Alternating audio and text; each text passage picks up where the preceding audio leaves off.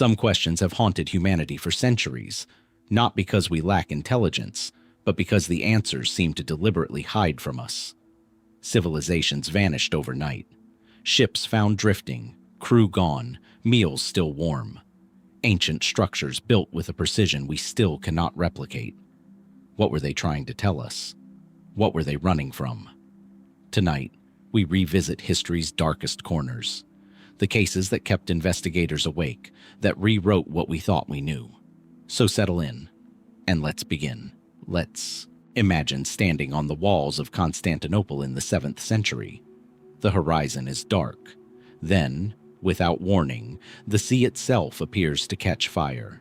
Ships ablaze, men screaming, water doing nothing to stop the flames. In fact, the water seems to feed them. This was Greek fire, and for nearly 3 centuries, it kept an empire alive. The Byzantine Empire was, by the 670s AD, a civilization under siege. Arab naval forces had grown formidable, and Constantinople, that great city straddling 2 worlds, was their prize. The Byzantines were outnumbered, outpaced, and running low on conventional options. Then came Callinicos, a Syrian architect and engineer, reportedly fleeing from the Arab advance, arrived in Constantinople carrying something extraordinary. A formula, a device, a weapon unlike anything the Mediterranean world had encountered. Ancient sources describe it with awe and careful vagueness. A substance that burned on water, that clung to ships, to skin, to everything it touched, that could not be extinguished by ordinary means. The Byzantines called it hygron pyr, liquid fire. History would remember it as Greek fire. It worked, spectacularly. In 678 AD, the Arab fleet was devastated. Again in 718 AD, another assault on Constantinople was repelled, in part because of this weapon. Byzantine commanders deployed it through bronze siphons mounted on the prows of their warships, projecting a stream of burning liquid directly onto enemy vessels. Witnesses described the effect as something between a flamethrower and a catastrophe. For centuries, Greek fire served as the empire's most closely guarded military secret. Emperors reportedly swore oaths that the formula would never leave Byzantine hands. It was treated not merely as a weapon, but as a divine gift. Something sacred, something chosen. And then, quietly, it disappeared. Modern chemists and historians have spent considerable energy trying to reverse engineer what Greek fire actually was. The leading mainstream theory points to a petroleum-based compound, perhaps crude naphtha combined with quicklime, pine resin, and other reactive materials. Quicklime reacts violently with water, which could explain the terrifying characteristic of burning more intensely when doused. Some researchers have pointed to deposits of naturally occurring naphtha in regions near the Black Sea, giving the Byzantines plausible access to raw ingredients. It is a credible theory, chemically sound, historically grounded, but it does not fully explain everything. Byzantine sources insist the formula was simple to use, yet devastating beyond measure. They describe ranges and pressures that would require surprisingly advanced delivery systems for the era. Some scholars have quietly noted that no surviving Byzantine text ever explicitly describes the preparation process, only the effects. The ingredients, if they were ever recorded, did not survive. Or perhaps they were never meant to. A few researchers have ventured into more speculative territory. Could the formula have included early phosphorus compounds, unknown to mainstream medieval chemistry? Was there a catalytic element? Some substance whose identity was deliberately obscured, even in internal records, that made Greek fire fundamentally different from anything we've reconstructed? One Byzantine chronicler wrote that the secret was guarded by the angel of God himself. That is either poetic reverence or a quiet admission that even they did not fully understand what they possessed. The Byzantine Empire eventually fell in 1453 AD. Constantinople was taken. Its libraries, its vaults, its long-held knowledge, scattered, destroyed, or simply lost to time. Greek fire was never used again. Was the formula destroyed with the empire? Did it survive somewhere quietly, in a document no one has yet connected to the right question? Or was it something so specific, so fragile in its combination of knowledge and circumstance, that it simply died with the people who carried it? Before moving to the next mystery, if you love deep dives into mysteries like this, I put together an entire ebook dedicated to the hidden secrets of ancient Egypt. The Egypt they don't cover in school, don't show in museums, and don't explain in mainstream documentaries. The link is right below this video. Now, let's get into the next mystery. Some secrets burn out in fire and ash, leaving at least the ghost of an explanation. Others simply vanish, quietly, into fog and forest and the slow indifference of centuries. The story of the Vikings in North America is one of those, long before Columbus crossed the Atlantic, long before any European power planted a flag in the soil of the New World. Someone else was already there. They built shelters, they cooked meals, they repaired their ships, and by some accounts they stayed long enough to have children born on foreign soil.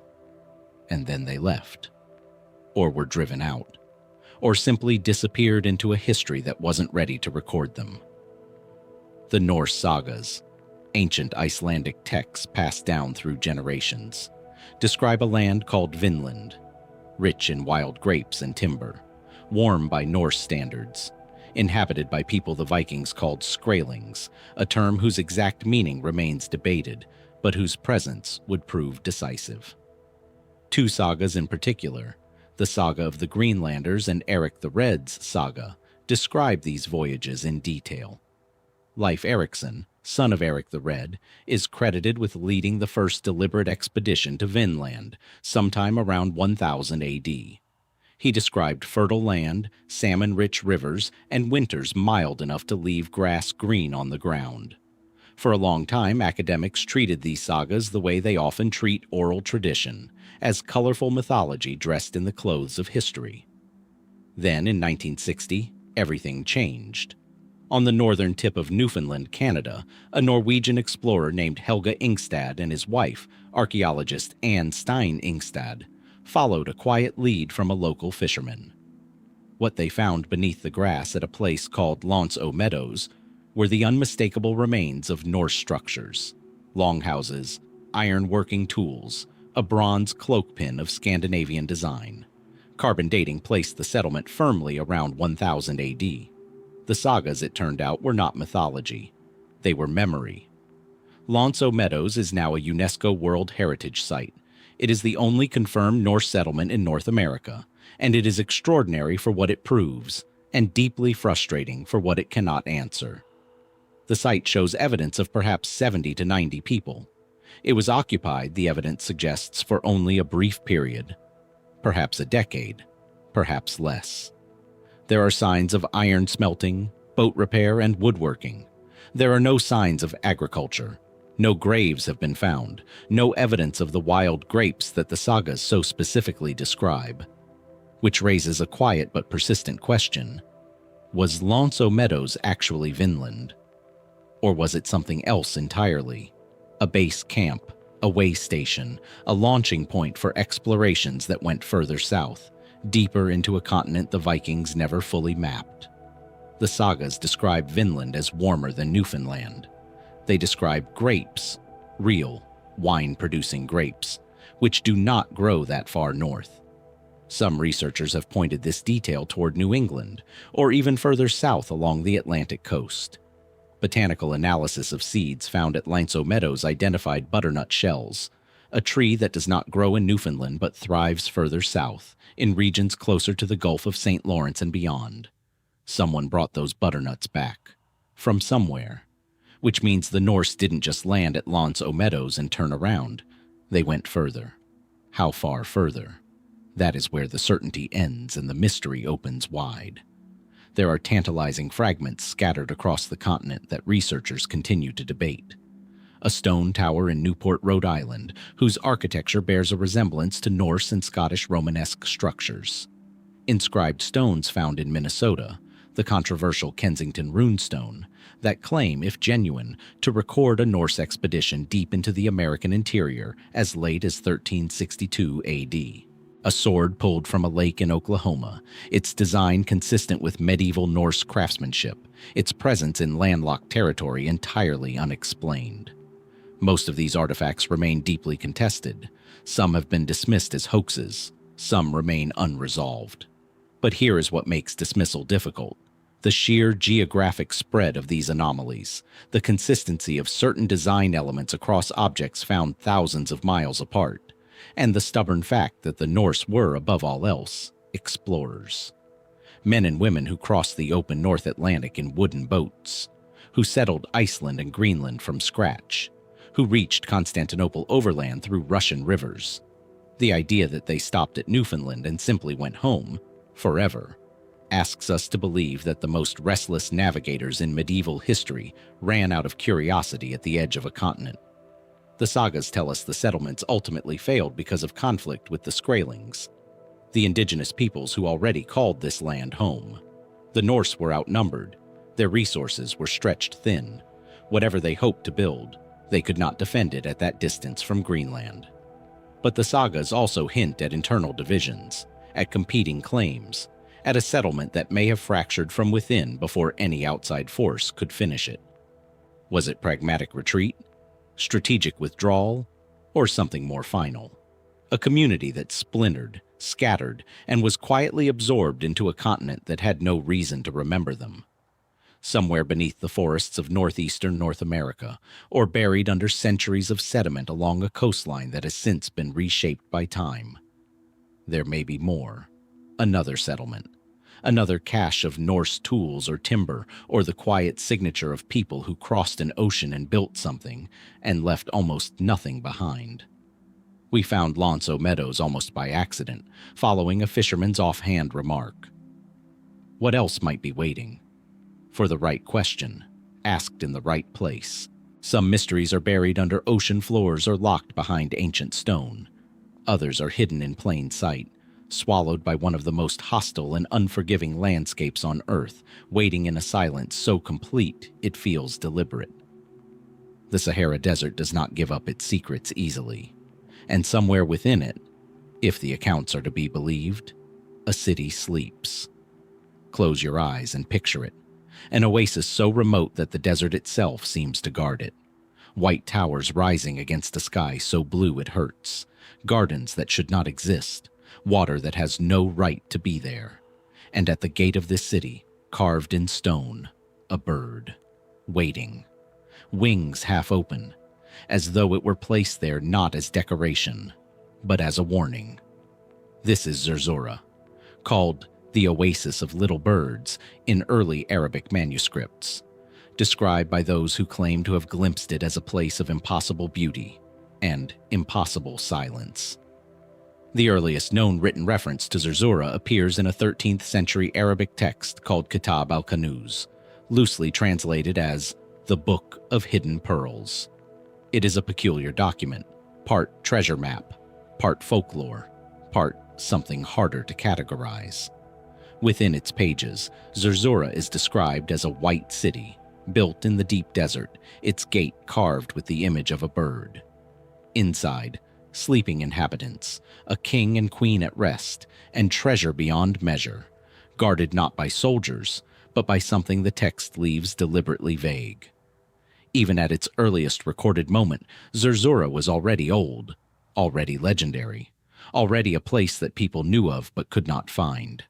That tension, between persistent specific description and absolute physical absence, is what has kept explorers, historians, and serious researchers returning to this mystery for 7 centuries. Through the medieval period, Zerzura accumulated accounts the way deserts accumulate sand. Slowly, steadily, from directions you don't always expect. Bedouin traders spoke of it in passing, the way people mention something everyone knows, but no one questions. A 15th century account recorded by the Arab historian al-Makrizi describes a man who stumbled upon a verdant valley deep in the western desert, filled with palm trees and running water, and fled before he could be certain of what he had seen. In 1481, a Sudanese traveler named Hamid Keita reportedly told officials in Cairo that he had passed through a wadi, a dry riverbed, that led to a hidden valley where ancient ruins stood intact, untouched, filled with the kind of silence that suggests long habitation and longer abandonment. Each account is just specific enough to be credible, just vague enough to be unverifiable, and that combination, repeated across centuries and cultures, is precisely what makes Zerzura so difficult to simply dismiss. By the 19th and early 20th centuries, Western explorers had begun taking a serious and systematic interest. The Libyan desert, that vast, brutal expanse stretching across modern Egypt, Libya, and Sudan, had become one of the last genuinely unmapped places on Earth. And within that unmapped space, Zerzura waited.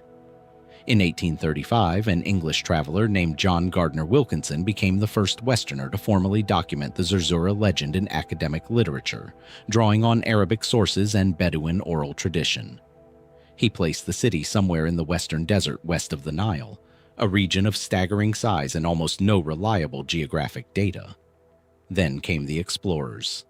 In the 1920s and 1930s, a remarkable group of desert navigators, among them the Hungarian Count Laszlo Almasi, whose life would later inspire the novel and film The English Patient, conducted serious expeditions into the Libyan desert specifically searching for Zerzura.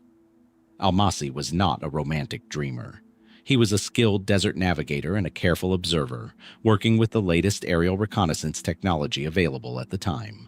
In 1932, Almasi and his companions discovered several previously unknown wadis in the Gilf Kabir Plateau, a remote, largely unexplored upland in the southwestern corner of Egypt. Within these wadis, they found something extraordinary: cave paintings. Ancient, vivid, and deeply strange. Images of swimmers, of animals long extinct in the region, of a landscape that suggested, unmistakably, that this desert was once green. He called one of these wadis Wadi Abdel Melik, a name that appears in some Arabic manuscripts as a location associated with Zerzura. Had he found it, or the edge of it, or simply another layer of the same enduring mystery? Modern geology has since confirmed what the cave paintings implied. The Sahara was once, roughly 10,000 to 5,000 years BC, a dramatically different place. A green, fertile landscape of lakes, rivers, and grasslands. A place that could have sustained large, complex settlements. A place that then dried, slowly, then rapidly, forcing whatever civilization existed there to migrate, adapt, or disappear. This is where the more speculative interpretations begin to gather. Could Zerzura be a cultural memory of that earlier world? A story passed down through thousands of years of oral tradition, describing a real place, a real oasis, a real settlement that existed before the desert swallowed it.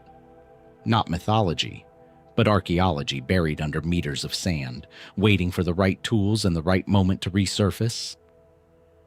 Some researchers have pointed to satellite imaging that reveals ancient river systems beneath the Saharan sand. Ghost rivers, dry for millennia, that once fed exactly the kind of hidden valleys the Zerzura accounts describe. The landscape that hides the city may itself be hidden. The Sahara covers 9 million square kilometers.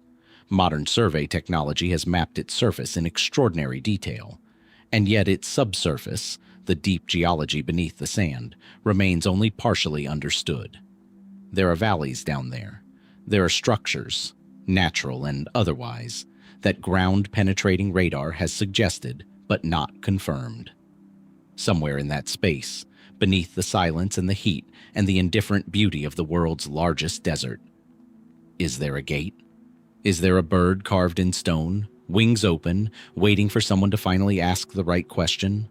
The desert hides its secrets in silence and sand, burying them beneath the surface, waiting for the right question. But the jungle does something different. It doesn't bury. It consumes. It wraps itself around stone and mortar and the careful geometry of human ambition, and it pulls, slowly, patiently, without malice, until the boundary between civilization and wilderness disappears entirely. In the jungles of southern Mexico, Guatemala, Belize, and Honduras, that process has been underway for over 1,000 years. And what it consumed was one of the most sophisticated civilizations the ancient world ever produced. Stand at the base of a Maya pyramid and look up. The stones are fitted with a precision that still draws the admiration of engineers. The carvings that line the stairways record astronomical observations so accurate they rival modern calculations. At their peak, cities like Tikal, Palenque, Caracol, and Copan were home to tens of thousands of people. Complex, stratified societies with writing systems, legal codes, trade networks spanning thousands of miles, and a calendar so refined it tracked celestial cycles across millions of years. This was not a primitive culture stumbling toward complexity. This was a civilization at full height. And then, between approximately 800 and 1000 AD, in what archaeologists call the Terminal Classic period, something happened. The cities of the southern Maya lowlands began to go quiet. Monuments stopped being erected. Royal inscriptions ceased mid-sentence in some cases. Populations collapsed. People left. Not slowly. Not gradually, in the way that empires usually fade. Quickly. Decisively. In a time frame that, measured against centuries of continuous occupation, looks less like decline and more like evacuation. The mainstream explanation is not a single cause but a confluence, what researchers call a perfect storm of intersecting catastrophes. Prolonged drought, confirmed by sediment core samples from lake beds across the Yucatan, struck the region in waves between 800 and 1000 AD. Agricultural systems that had fed millions began to fail. Deforestation, driven by centuries of construction, fuel consumption, and land clearing, had stripped the landscape of the natural water retention that made farming viable.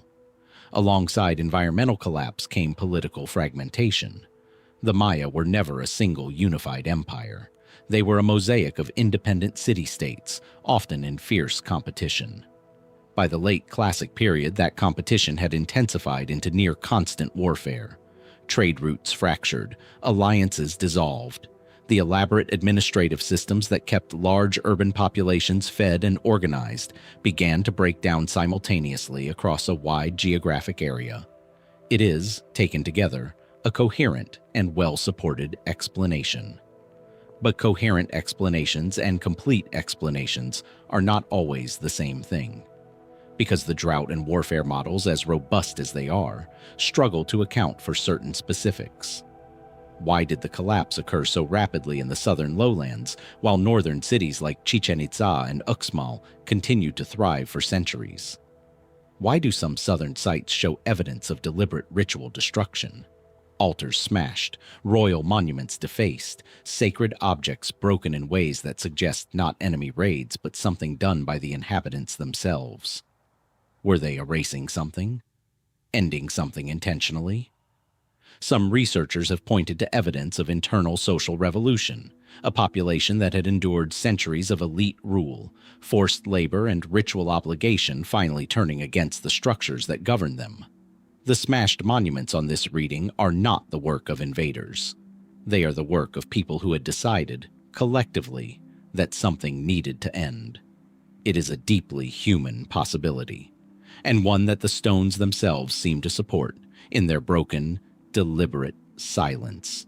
Then there are the more speculative dimensions, the questions that mainstream archaeology acknowledges but cannot yet fully answer. LiDAR technology, airborne laser scanning capable of mapping terrain beneath dense jungle canopy, has in the last decade fundamentally reshaped our understanding of Maya settlement. What were once thought to be isolated cities are now understood to be nodes in vast interconnected urban networks. In 2018, a LiDAR survey of northern Guatemala revealed over 60,000 previously unknown structures beneath the jungle: causeways, fortifications, agricultural terraces, and settlements of a scale that suggested the Maya lowlands supported a population of 10 million people or more at their height. 10 million people, and almost all of them gone from their cities within 2 centuries.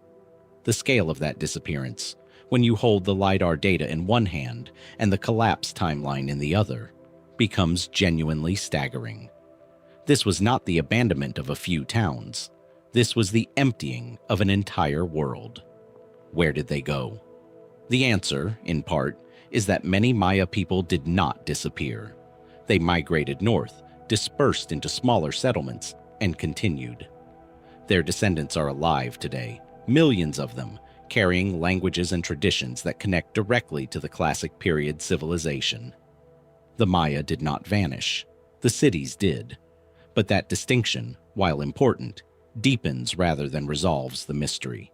Because it means that the people who built Tikal, who quarried its stones and raised its temples and fed its population for centuries, chose to walk away from it, to leave behind everything their ancestors had constructed, to let the jungle take it. What do you know, or fear, or understand that makes you abandon a city that took 1,000 years to build? The jungle is still answering that question, one revealed stone at a time. Every LiDAR survey uncovers new structures. Every excavation season produces new inscriptions, new data points, new complications. Somewhere beneath the canopy, in a site not yet surveyed, in a text not yet translated, in a layer of sediment not yet reached, there may be an answer more specific than drought and warfare and political collapse. Or there may be something stranger, something the Maya themselves recorded in the careful astronomical language they spent centuries perfecting about what they saw coming and chose in the end not to stay for. The Maya looked at the sky and recorded what they saw with a precision that still unsettles modern astronomers. They built systems of knowledge so refined, so carefully maintained, that losing them to jungle, to time, to the slow erosion of abandonment, feels like a wound that history has never quite closed. But the Maya were not alone in that loss. Halfway across the world, in a city that was once the intellectual capital of the entire known world, something even larger was destroyed. Not slowly, not by jungle or drought or the quiet unraveling of social order. In a single week. Picture Baghdad in the year 830 AD. Not the city scarred by modern conflict, but something almost impossible to imagine from where we stand. A metropolis of perhaps 1 million people, circular in design, built on the banks of the Tigris River with a geometric precision that reflected the mathematical obsessions of its founders. At its center, the Caliph's palace. Around it, concentric rings of markets, mosques, and residences. And within the palace complex, or close beside it, a place called Bait al-Hikmah, the House of Wisdom. It had begun, modestly, as a translation bureau under the Abbasid Caliph Harun al-Rashid in the late 8th century. A room, perhaps, where scholars rendered Persian administrative texts into Arabic. But under his son, al-Ma'mun, who came to power in 813 AD, it became something else entirely. Something without precedent in the medieval world. Al-Ma'mun was, by any serious historical measure, one of the most intellectually ambitious rulers who ever lived. He dispatched emissaries to Constantinople, to Persia, to India, with instructions not to return empty-handed. Bring texts, bring scholars, bring knowledge in any language from any tradition. And they did. Greek philosophy, Persian astronomy, Indian mathematics, Syriac medicine. Texts that had survived the fall of Rome, the decline of Alexandria, the slow contraction of the ancient world. They converged on Baghdad. And in the House of Wisdom, scholars translated them, annotated them, argued over them, and built upon them with a creative energy that would quietly reshape the foundations of human civilization. The names that worked within or were directly influenced by the House of Wisdom read like a roll call of history's most consequential thinkers. Al-Khwarizmi, whose work on calculation gave us the word algorithm and the foundational structures of algebra. Al-Kindi, who systematized cryptography and music theory simultaneously. Ibn al-Haytham, whose optical experiments conducted 2 centuries later in Cairo drew directly on House of Wisdom scholarship, and whose work would eventually reach Leonardo da Vinci and Kepler. Hunayn ibn Ishaq, who translated the near-complete works of Galen and Hippocrates into Arabic with an accuracy that preserved Greek medicine for centuries after the original manuscripts disappeared. These were not commentators. They were original thinkers, working at the edge of what humanity understood, and in many fields, pushing beyond it. The House of Wisdom was not a library in the passive sense. It was a living, argumentative, restless engine of inquiry. And in February of 1258 AD, the Mongol army of Hulagu Khan arrived at the gates of Baghdad. What followed is one of the most debated and mourned events in the history of human knowledge. The siege lasted 13 days. The Caliph al-Mustasim surrendered and was executed. The city was sacked with a thoroughness that sources, both Muslim and Mongol, describe in terms of almost incomprehensible destruction. Hundreds of thousands of people died. The irrigation systems that had sustained Mesopotamian agriculture for millennia were deliberately dismantled. And the books, the accumulated scholarship of 4 centuries, the translations and original works and annotated manuscripts of the House of Wisdom, were thrown into the Tigris River. Medieval chroniclers wrote that the river ran black with ink for days. It is a detail so vivid, so specific, that historians have debated its literal truth for centuries. Was it hyperbole? Poetic grief expressed in physical imagery? Or an accurate description of what happens when you throw hundreds of thousands of manuscripts into a river? Nobody knows, because almost nothing survived to tell us. What was lost is, by definition, difficult to inventory. We know what was translated into Arabic from Greek and Persian because some of those source texts survived elsewhere.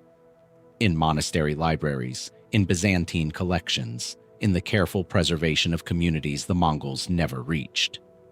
But the original Arabic scholarship, the work that went beyond translation, the treatises and discoveries and theoretical frameworks that House of Wisdom scholars generated from their own inquiry, that is largely gone.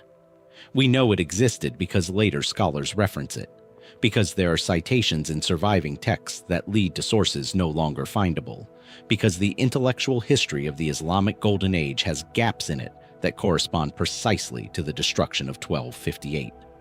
Bibliographic ghosts.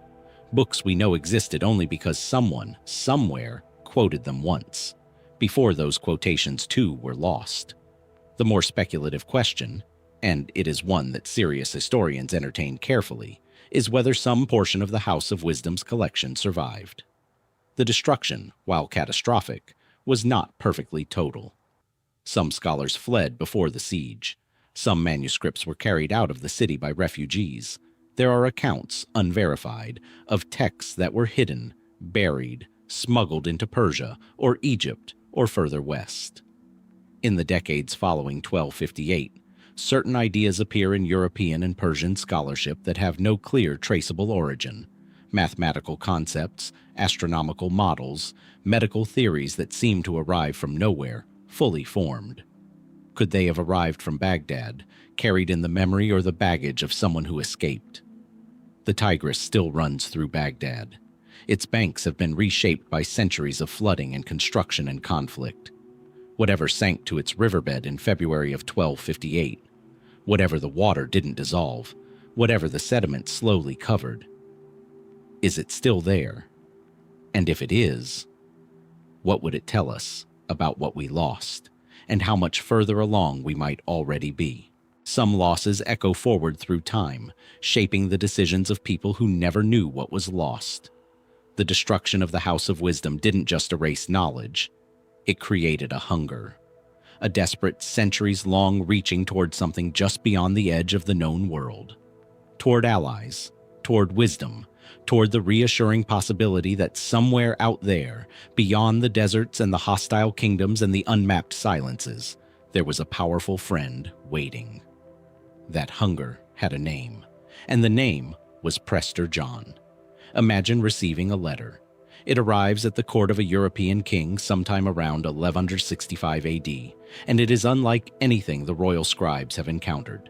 It claims to be written by a Christian king of extraordinary power, a ruler called Prester John, Priest King John, whose kingdom lies somewhere in the east, or perhaps in Africa, depending on which version of the letter you read. His realm, the letter explains, contains 72 subject kingdoms. It borders the earthly paradise. It is home to creatures of impossible wonder, giants, pygmies, the phoenix, the salamander that lives in fire. His table is made of emerald. His kingdom knows no poverty, no crime, no discord. He is powerful beyond measure. And he is, crucially, Christian. In a Europe exhausted by crusade, surrounded on multiple fronts by Islamic powers, and deeply anxious about its own survival, this letter landed like a spark in dry grass. The letter circulated across European courts with remarkable speed. Copies were made, translations proliferated. Pope Alexander III in 1177 AD wrote a formal reply, a letter addressed to Prester John, carried by a papal physician named Philip, who was dispatched eastward with full diplomatic credentials. Philip was never heard from again. The letter he carried has never been found. But the search for Prester John, the real, physical, locatable kingdom behind the legend, had formally begun, and it would continue in various forms for nearly 400 years. The historical origins of the Prester John legend are, by now, reasonably well understood. The first European mention appears in 1145 AD in the chronicle of a bishop named Otto of Freising, who recorded a report from a Syrian churchman about a Nestorian Christian king in the east who had recently defeated a great Muslim army. This likely referred to a real event, the Battle of Katwan in 1141 AD, in which the Khitan ruler Yelu Dashi defeated the Seljuk Turks in Central Asia. The Khitan were not Christians, but the confusion was understandable across the vast distances and unreliable communication networks of the 12th century. So the kernel of the legend was real, a powerful Eastern ruler who had defeated a Muslim force, filtered through layers of mistranslation, wishful thinking, and the very human tendency to hear what you most need to hear. But the letter of 1165 is a different matter entirely. It is too detailed, too specific, too strategically timed, arriving precisely when European Crusader states were under their most severe pressure, to be simple folk confusion. Someone wrote it deliberately. Who and why? Those questions have never been definitively answered. Scholars have proposed multiple authors over the centuries. Some point to Byzantine political operatives, crafting a piece of strategic disinformation designed to destabilize European Muslim negotiations. Others suggest it originated within the Crusader states themselves, a piece of psychological warfare meant to boost morale and attract resources. A few researchers have pointed toward the papal court, noting that the letter's theological content aligns suspiciously well with certain reform agendas of the period. None of these theories has achieved consensus. The letter's origin remains, formally, unknown. What is known is its effect.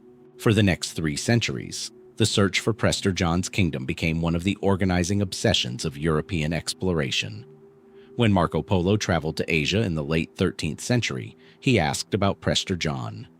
When Portuguese explorers began pushing down the west coast of Africa in the 15th century, finding Prester John, relocated in the popular imagination to Ethiopia, whose ancient Christian kingdom seemed to fit the description, was among their explicit objectives.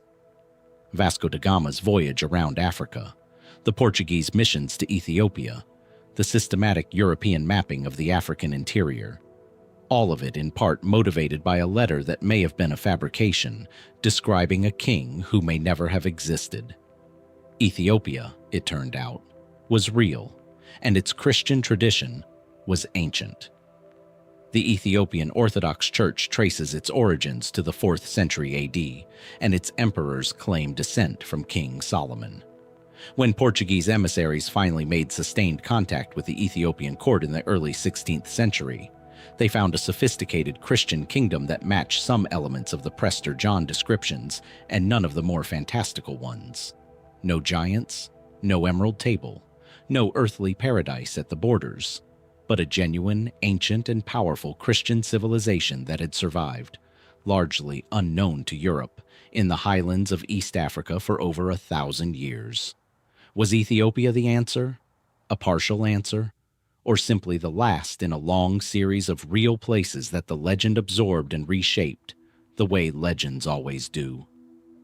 The Prester John letter itself, the original 1165 document, exists in over 100 manuscript copies scattered across European archives.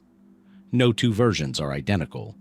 Each copy contains additions, subtractions, regional embellishments that reflect the anxieties and desires of wherever it was copied.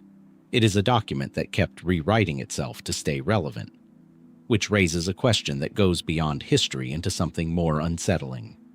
If a fiction is believed completely enough, pursued earnestly enough, and reshapes the course of exploration and empire and human movement across continents, at what point does it stop being a fiction? And whoever wrote that letter in 1165, sitting somewhere in Europe or the Levant with a quill and a very specific intention, did they know exactly what they were starting? We followed the legend of Prester John to Ethiopia and found something real, something ancient and enduring that needed no mythological embellishment to be extraordinary. But Ethiopia holds more than the memory of a legend. It holds something physical, something you can stand inside, something you can press your hand against, something carved from the living rock of a mountain plateau at an altitude of 2,600 meters, and still not fully explain. Not with the tools of its era, not with any completely satisfying account of how it was done. Drive north from Addis Ababa into the highlands of the Amhara region to a small town that sits in a landscape of such austere elemental beauty it seems deliberately designed to humble the visitor. The sky is enormous here. The air is thin and cold and clear. The earth is red-brown volcanic rock, ancient and dense, formed over millions of years of geological patience. And cut directly into that rock, not built upon it, not assembled from blocks quarried elsewhere and transported, but carved downward into it like a sculptor working in reverse, are 11 churches. They do not rise from the ground. They descend into it, and they are, by any honest measure, among the most astonishing things human hands have ever made. The churches of Lalibela were constructed, according to Ethiopian Orthodox tradition, during the reign of King Lalibela of the Zagwe dynasty, sometime around the late 12th and early 13th century AD. The king, the tradition holds, was divinely instructed to build a new Jerusalem in the Ethiopian highlands, a sacred landscape that would allow pilgrims who could not travel to the holy sites of the Middle East to experience their spiritual geography in stone and prayer at home. The result is not a single church, but an interconnected complex, 11 structures carved from the volcanic basalt plateau, connected by tunnels and ceremonial passages, oriented along axes that correspond to holy sites, surrounded by drainage trenches that have managed highland rainfall for 8 centuries without significant failure. The largest of them, Bet Medhani Alem, House of the Savior of the World, is considered the largest monolithic church on earth. It stands 11 meters tall, is surrounded by 34 exterior columns, and was carved top to bottom from a single mass of rock. Carved downward from a single mass of rock. Let that process settle for a moment.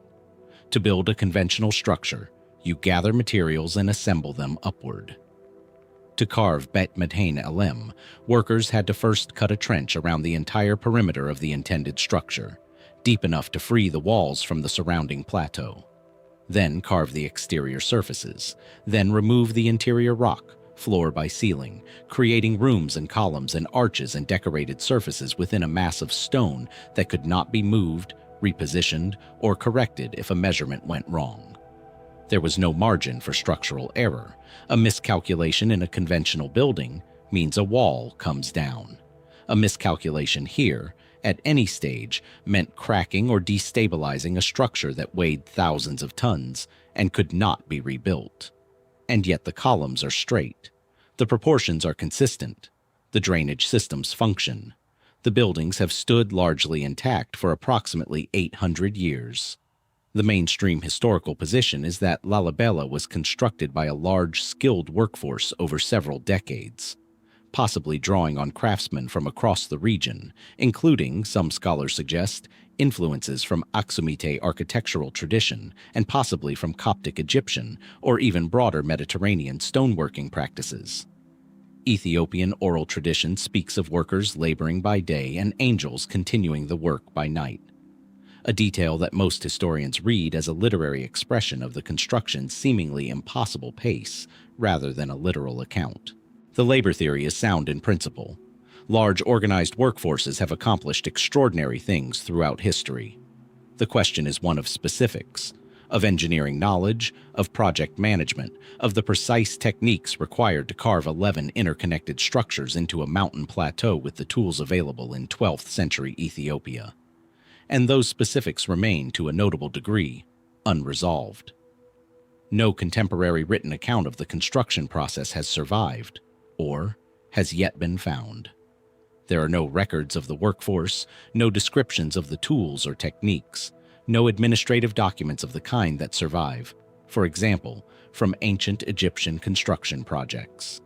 What exists are later traditions, religious accounts, and the buildings themselves, which are, simultaneously, the best evidence and the most frustrating kind of evidence, because they tell you what was achieved without explaining how. Some researchers have pointed to possible external assistance, not supernatural, but geopolitical. The late 12th century was a period of significant contact between Ethiopia and the broader Christian world. There were Crusader architects in the region. There were connections to the Coptic Church in Egypt, which maintained its own sophisticated building traditions. A few historians have suggested that skilled craftsmen from outside Ethiopia may have contributed knowledge that accelerated or shaped the construction in ways the purely local tradition cannot fully account for. Others have pushed further into speculation, noting that certain proportional relationships in the Lalibela churches echo geometric principles found in medieval European sacred architecture, and asking whether those echoes are coincidence, parallel development, or evidence of a connection not yet fully traced. The churches are still active today. Priests still conduct services in them. Pilgrims still descend the carved staircases and press their foreheads against walls that were shaped by human hands 8 centuries ago, in a process that no surviving document fully describes. The rock remembers what was done to it, but it has not yet told us everything about who exactly possessed the knowledge to do it, or where that knowledge came from, and where, when the work was finished, it went. The churches of Lalibela were carved in silence and prayer, their construction secrets sealed inside the stone that shaped them. Knowledge encoded not in words, but in geometry, in the precise angle of a column, the careful curve of an arch, the drainage trench that has outlasted every explanation of how it was designed.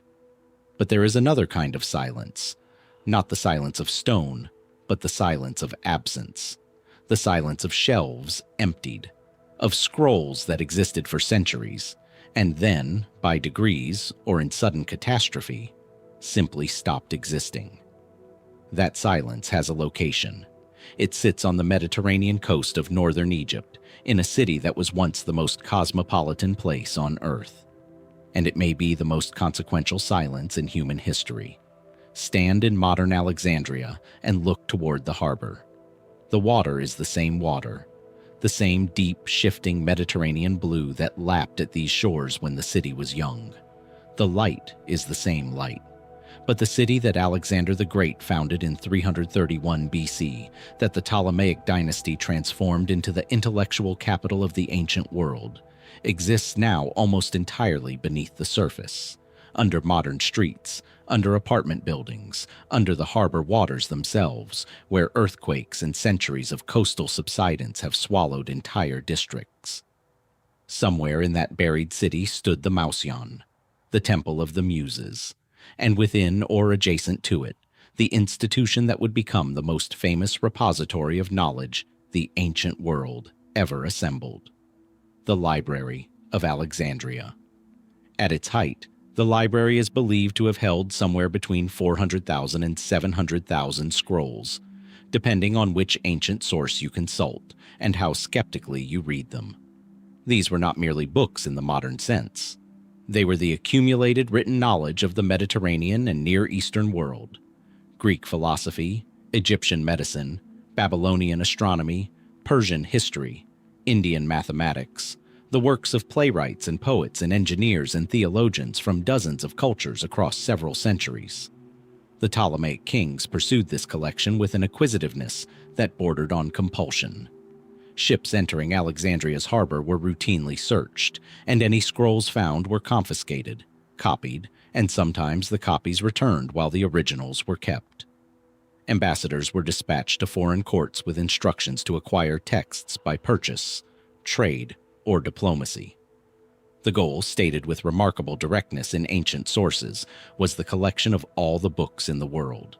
Not some books, all of them. The story most people know about Alexandria involves a single catastrophic fire. Julius Caesar, 48 BC, a naval battle in the harbor, flames spreading to the waterfront, the library consumed in a night. It is a clean, dramatic narrative. It is also, almost certainly, incomplete. Caesar's fire, which ancient sources do describe, likely destroyed a warehouse of scrolls near the harbor, possibly books awaiting export rather than the library's main collection. The geographer Strabo visited Alexandria roughly 2 decades after Caesar's fire and described the Mausoleum as still functioning. Scholars were still working there. The institution, whatever damage it sustained, had not ceased to exist. The real story of Alexandria's end is slower, more complex, and in many ways more troubling than a single dramatic fire. The library appears to have declined across several centuries through a combination of factors that intertwine political upheaval, religious transformation, and the simple institutional neglect that comes when a civilization's priorities shift. The Roman Emperor Aurelian, suppressing a revolt in 270 AD, destroyed a significant portion of the Bruchaion district of Alexandria, the quarter where the Mausoleum was located.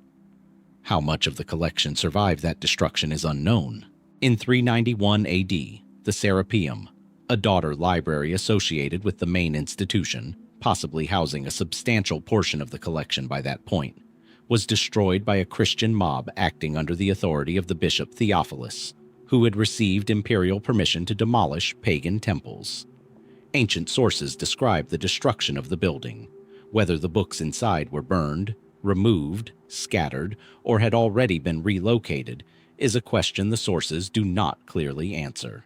And in 642 AD, the Arab general Amr ibn al-As conquered Alexandria. A later controversial account, written centuries after the event and disputed by most modern historians, claims that Caliph Umar ordered the library's remaining books burned, reasoning that they either agreed with the Quran and were therefore redundant, or disagreed with it and were therefore heretical. Most scholars consider this account a later fabrication, but it has persisted with the stubborn vitality of a story that feels true even when its facts are uncertain. The more quietly unsettling possibility, and the one that serious researchers return to, is not that the library was destroyed in a single event, but that it was dispersed. That as Alexandria's political situation deteriorated across the 3rd and 4th centuries AD, scholars and administrators made choices. Texts were moved. Collections were divided. Scrolls that represented centuries of irreplaceable scholarship were carried out of the city by people who understood, with the clarity that comes from watching institutions collapse, that what they were carrying needed to go somewhere safer. Where did they go? Constantinople absorbed some of the ancient world's scholarship.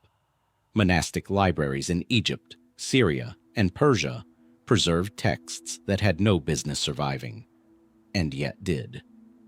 The great medieval Islamic translation movement, centered in Baghdad's House of Wisdom, drew on sources that scholars have never fully traced back to their origins.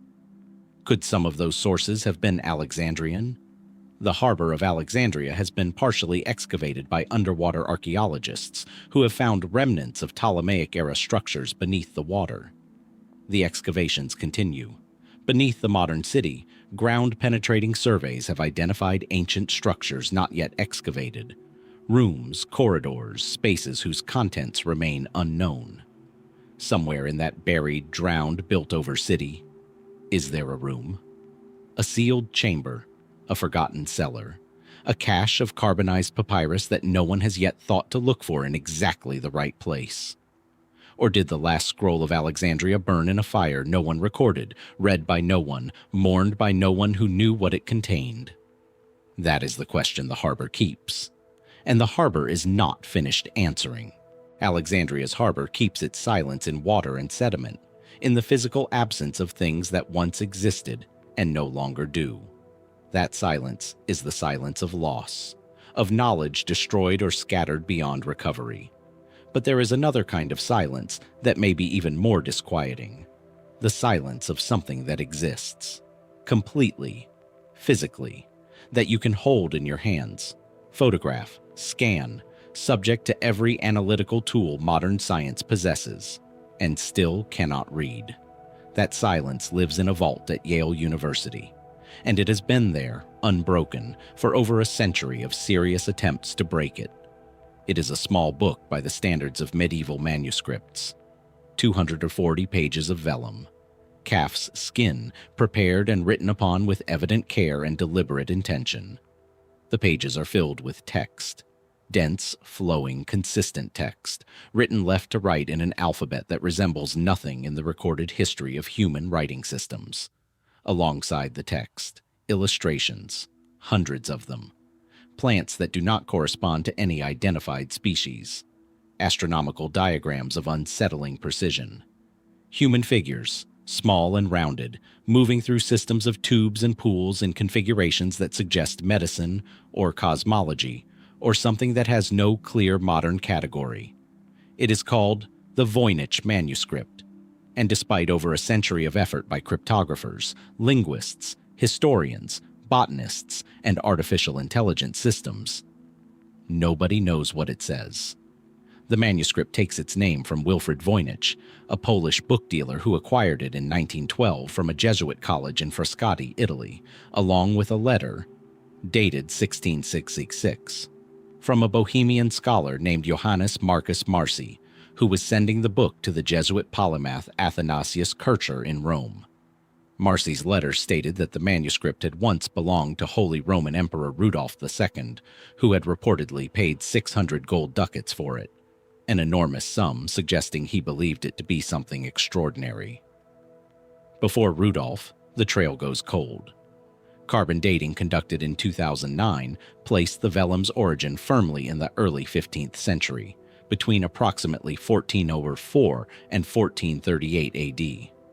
The ink has been analyzed and is consistent with that period. The manuscript is not a modern forgery.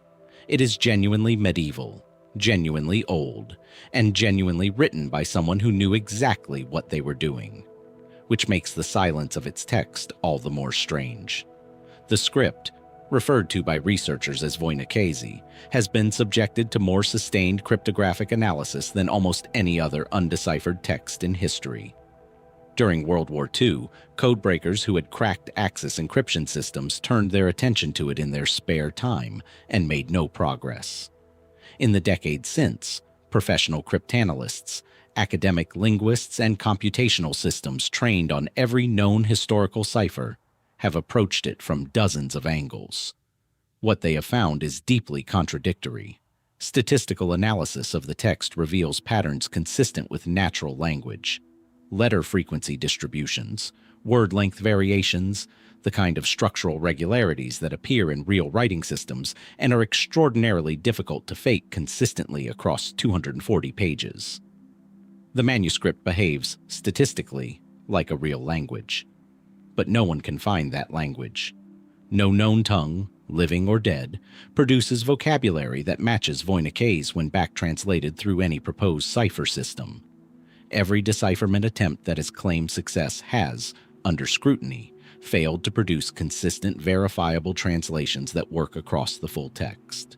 It reads like language. It resists every attempt to be read.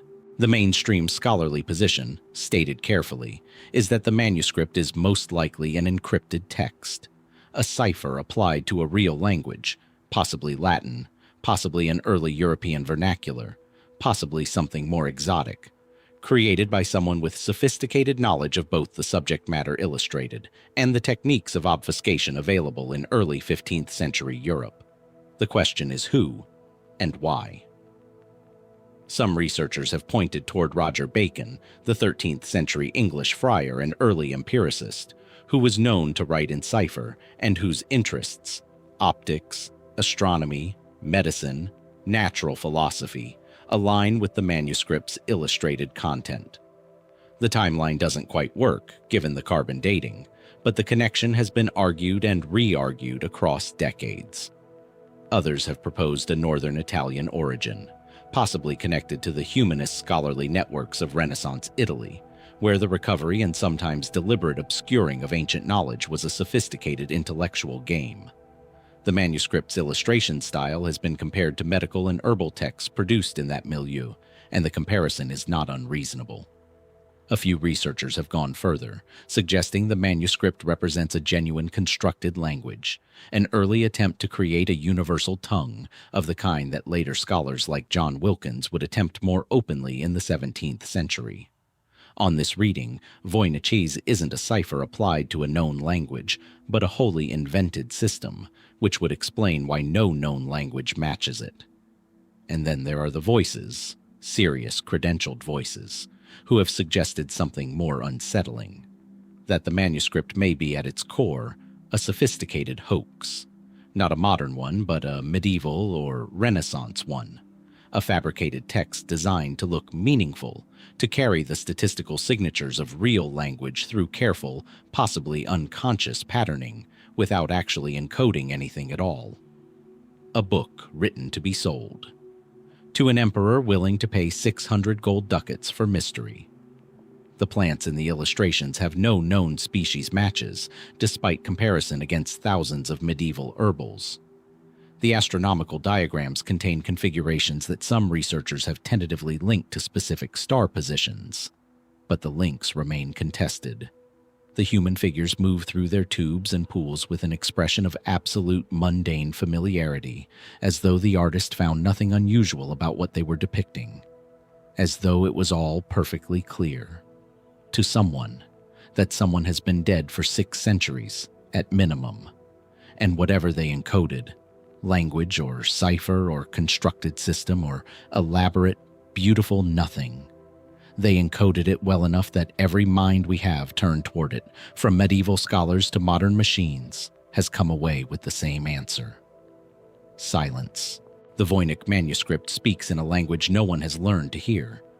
Its silence is the silence of a locked room, something deliberately sealed, possibly by a single mind, possibly for reasons that died with its author. But some silences are not the product of one person's intention. Some are the silence of an entire civilization, a people, a kingdom, a culture that rose to extraordinary prominence, made a decision that puzzles historians to this day, and then collapsed so completely that even their name requires explanation to a modern audience. The Khazars were real, their kingdom was powerful, their choice was unprecedented, and what became of them remains one of the most genuinely open questions in medieval history. Picture the Pontic Steppe, that vast, wind-scoured grassland stretching from the northern shores of the Caspian Sea westward toward the Black Sea and the Caucasus Mountains. In the 7th century AD, this was not empty space. It was a corridor, the great Eurasian highway along which peoples, armies, and ideas had moved for millennia. Huns had crossed it. Goths had crossed it. And now from the east, a new power was consolidating itself across this landscape with a sophistication that would surprise those who dismiss steppe peoples as purely nomadic. The Khazar Khaganate.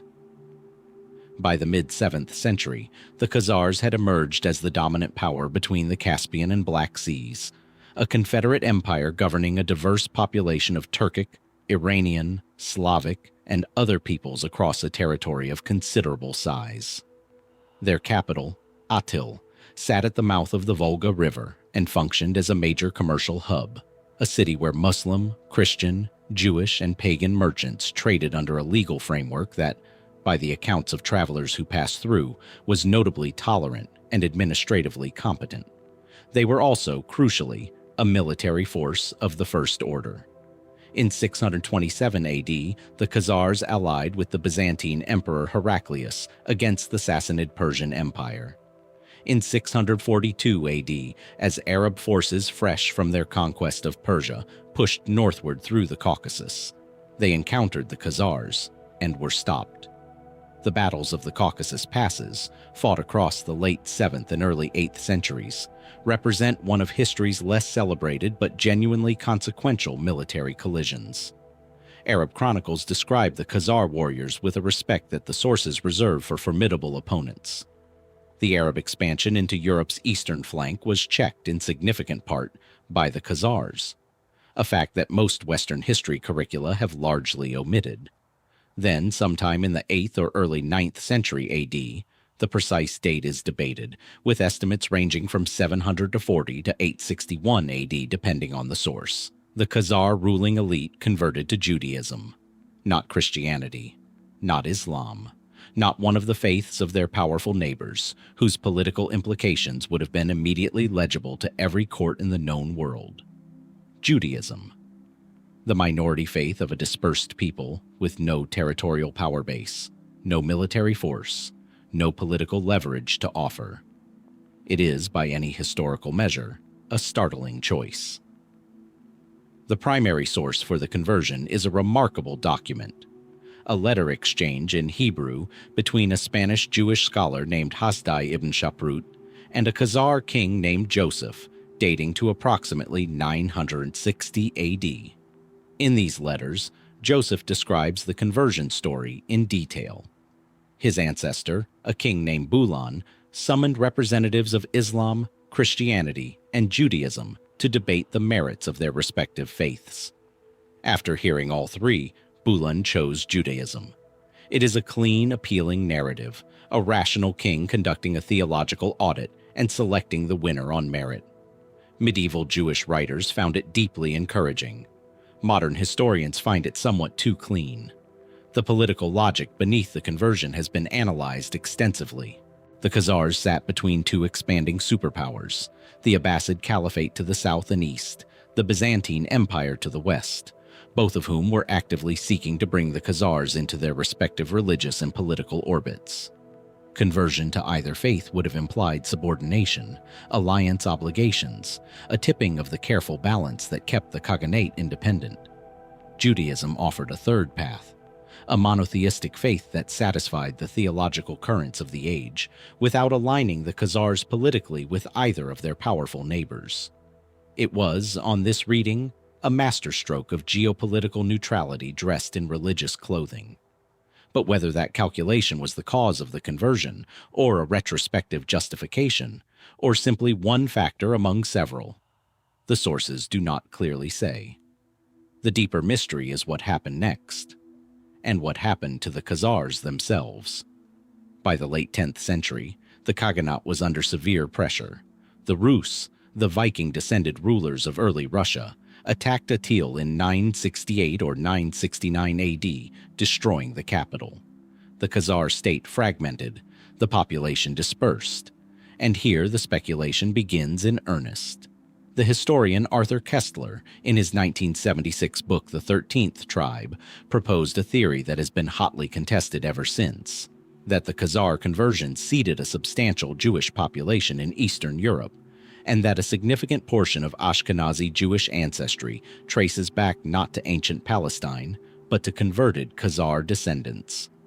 Genetic studies conducted in the early 21st century have largely not supported Kestler's thesis as a primary explanation for Ashkenazi origins, finding instead strong evidence of Middle Eastern ancestral lineages. But the studies have not been unanimous, and the question of Khazar genetic legacy, as a partial secondary contribution rather than a primary one, remains technically open in some research circles. What is not disputed is that the Khazars converted, that their kingdom subsequently collapsed, and that their descendants went somewhere. a people who practiced Judaism, spoke Turkic languages, and governed a steppe empire for 3 centuries. They did not simply vanish. They dispersed into the populations of Russia, Ukraine, Hungary, and the broader medieval world. They became invisible the way converted or assimilated peoples always become invisible, by ceasing to be categorized separately. Somewhere in the genealogical record of Eastern Europe, in the genetic data still being assembled and interpreted, in the archives of medieval chronicles not yet fully translated, the Khazars are still present. Quiet, dispersed, waiting for the question that finally locates them. What exactly did they believe? And what did they carry with them when their world ended? The Khazars dispersed into the medieval world carrying something invisible, a faith, a memory, a genetic signature still being decoded by modern science. They moved through the same vast Eurasian corridor that armies and merchants and ideas had always traveled. The same rivers, the same steppe roads, the same trade networks that connected the Baltic to the Caspian, the North Sea to the Silk Road, and along those same networks, moving in the opposite direction, from east to west, through the hands of merchants who asked few questions and recorded fewer answers, came a material that had no business being in medieval Europe. Not yet. Not for another 6 centuries, by every conventional account of technological history.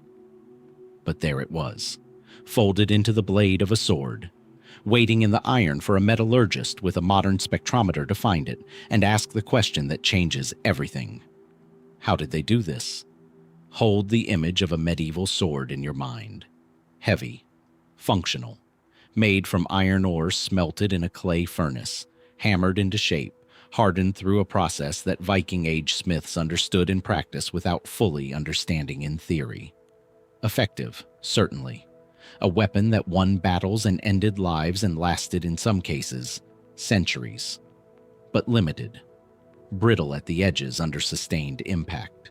Prone, under sufficient stress, to bending or shattering in ways that could cost a warrior not just the fight, but his life. Now set that image beside an Ulfberht sword. Beginning around 800 AD and continuing through approximately 1000 AD, a distinctive type of sword began appearing across northern Europe, in graves, in rivers, in the archaeological record of Viking Age Scandinavia, the Frankish kingdoms, and the broader medieval world.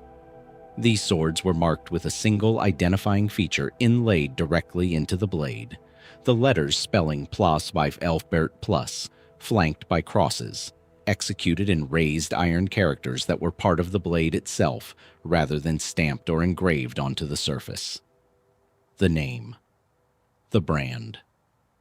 The mark of something that set these blades apart. Approximately 170 Ulfberht swords have been identified to date. They are distributed across a wide geographic range, from Scandinavia to Western Europe, with concentrations in Frankish territories and along the major river trade routes connecting the Baltic to the east.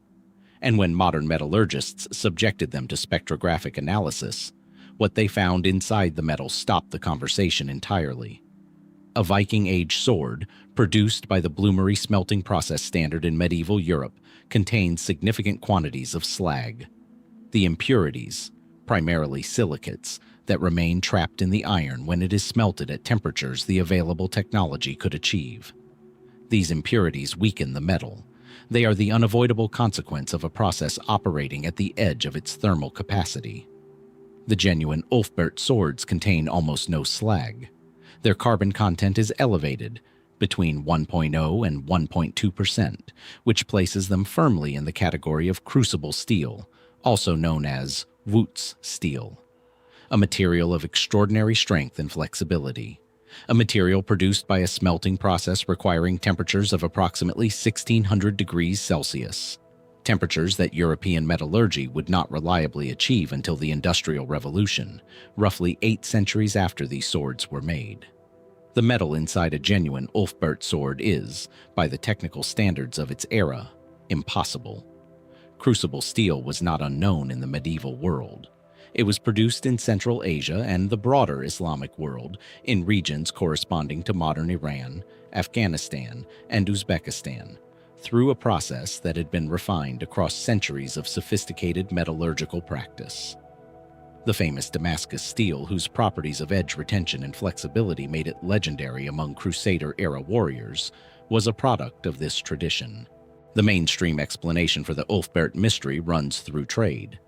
The Varangian routes, those extraordinary river highways used by Viking traders to move from Scandinavia through Russia to Constantinople and the Caspian Sea, passed directly through regions where crucible steel was produced.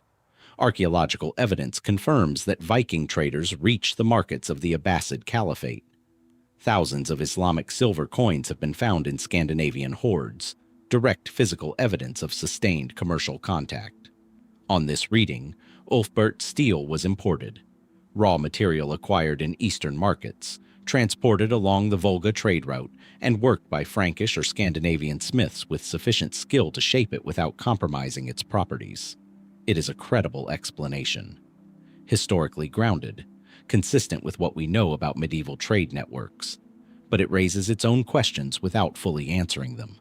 Because importing crucible steel in sufficient quantities to produce swords, heavy, material-intensive objects, across 2 centuries of documented production is not a casual commercial transaction. It implies sustained, organized, well-resourced access to Eastern markets. It implies smiths on the European end who understood, at least practically, that they were working with a material that behaved differently from ordinary bloom iron, and who knew how to handle it accordingly. It implies a level of technological and commercial sophistication that the standard narrative of Viking Age metallurgy does not always accommodate.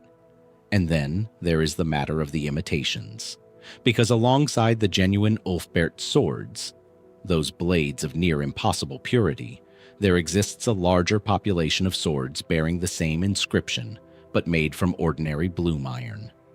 Same name, same crosses, dramatically inferior material.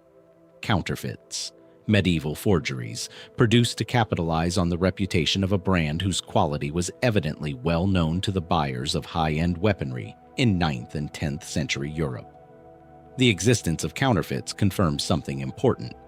The Ulfberht name carried a premium so significant that someone calculated it was worth faking. That buyers existed who would pay more for a sword bearing those letters, and that unscrupulous smiths or merchants were willing to supply the name without the substance. It is, in structure, entirely modern. A luxury brand, a counterfeit market, a premium product and its cheap imitation, operating in the 9th century, in iron and trade routes and the cold commercial logic of medieval commerce. After approximately 1000 AD, the production of genuine Ulfberht swords, those of true crucible steel, appears to have ceased. The trade routes that supplied the raw material were disrupted. The Khazar Khaganate, which had controlled key sections of the Volga corridor, had collapsed. The specific commercial and logistical chain that made the steel accessible apparently broke. The name persisted on inferior blades for another century or more, but the material, the clean, slag-free, impossibly strong metal, stopped appearing in the archaeological record. The knowledge of where it came from, and exactly how it was worked, and who held the commercial relationships that made it possible. That knowledge closed with the trade routes that carried it. Somewhere along the Volga, in a market city that no longer exists, or in the workshop of a smith whose name was never recorded, the secret of the Ulfberht steel was simply let go. And the rivers that carried it east and west kept moving, indifferent, carrying other things to other people, remembering nothing. The Ulfberht steel vanished from the archaeological record when the trade routes that carried it collapsed. A quiet erasure, driven by commerce and geopolitics, leaving only the blades themselves as evidence that something extraordinary had briefly been possible. But some disappearances are not quiet. Some leave behind a silence so loud, so conspicuous, so perfectly shaped to the outline of what is missing that historians have spent centuries trying to fill it. 5,000 men, trained soldiers, one of the most battle-hardened units in the most organized military force the ancient world had ever assembled. Gone. No battle record, no mass grave, no victory inscription from an enemy who defeated them. No Roman account of a disaster significant enough to explain their absence. Just silence, and a gap in the records where a legion used to be. Stand on the moors of northern England on a gray afternoon and feel the particular quality of that landscape. It is not hostile exactly. It is indifferent. The hills roll away in every direction under a sky that moves fast and low, and the wind carries a cold that is less about temperature than about exposure. The feeling of being very small in a very large space with no shelter and no certainty about what lies beyond the next ridge. The Romans called this place Britannia. They built roads across it with their characteristic geometric insistence, and forts at regular intervals, and a wall, Hadrian's Wall, that still stretches for 73 miles across the neck of northern England, a physical argument in stone and turf about where the known world ended and something else began. North of that wall was Caledonia. What the Romans would have called, in their careful administrative language, an unresolved situation. And somewhere in the relationship between the 9th Legion and that unresolved situation, something happened. The Legio IX Hispana was one of Rome's oldest and most storied military units. Its history stretched back to at least 65 BC, through the campaigns of Julius Caesar in Gaul, through the civil wars that ended the Republic, through the conquest of Britain beginning in 43 AD under Emperor Claudius. The 9th was central to that conquest, fighting across southern and eastern Britain, suppressing the revolt of Boudica in approximately 60 AD, pushing northward as Roman ambitions in the island expanded. By approximately 71 AD, the 9th was based at Eboracum, the fortress city that would eventually become York. From there, it participated in the campaigns that pushed Roman influence toward Scotland. It was a legion with history, with battle honors, with the institutional identity that came from generations of continuous service. The last definitive record of the 9th Legion in Britain dates to approximately 108 AD, when an inscription at York records the unit overseeing construction work. Routine, administrative, the kind of record that survives precisely because it was mundane. After that inscription, the 9th Legion disappears from the British archaeological record entirely, and the question of where it went has never been definitively answered. The traditional narrative, the one that captured the popular imagination and inspired Rosemary Sutcliffe's 1954 novel The Eagle of the Ninth and subsequent film adaptations, places the 9th's end in Scotland, somewhere north of Hadrian's Wall. On this reading, the Legion marched into Caledonia on a punitive or reconnaissance mission against the northern tribes, was ambushed by Pictish warriors in terrain that neutralized Roman tactical advantages, and was destroyed. 5,000 men swallowed by the northern hills, their eagle standard captured, their fate unrecorded because no one survived to record it. It is a compelling story. Dramatically satisfying. Archaeologically supported by almost nothing. No mass grave of Roman soldiers has been found north of Hadrian's Wall. No Pictish victory inscription commemorates the defeat of a Roman legion. No Roman source describes a catastrophic loss in Caledonia of sufficient magnitude to account for the disappearance of an entire unit. The silence, in this case, cuts both ways. The competing mainstream theory developed with some force by academic historians from the 1980s onward proposes that the 9th Legion did not die in Britain at all. Inscriptions found in the Netherlands, at a site called Nijmegen, record the presence of a detachment of the 9th Legion around 120 AD, after the unit's last British record. Further fragmentary evidence has been interpreted as placing elements of the 9th in the Eastern Empire, possibly in the province of Judea, during or after the Bar Kokhba revolt of 132 to 135 AD, which Rome suppressed with enormous military resources and significant Roman casualties. On this reading, the 9th was transferred from Britain, served elsewhere in the empire, and was destroyed, or disbanded after severe losses, in the east rather than the north. It is a theory with genuine evidentiary support. The Nijmegen inscription is real. The Bar Kokhba revolt did consume Roman legions that are not fully accounted for in the surviving records. But it too has gaps. The Eastern evidence is fragmentary and contested. No inscription explicitly names the Ninth Legion as present in the Eastern campaigns.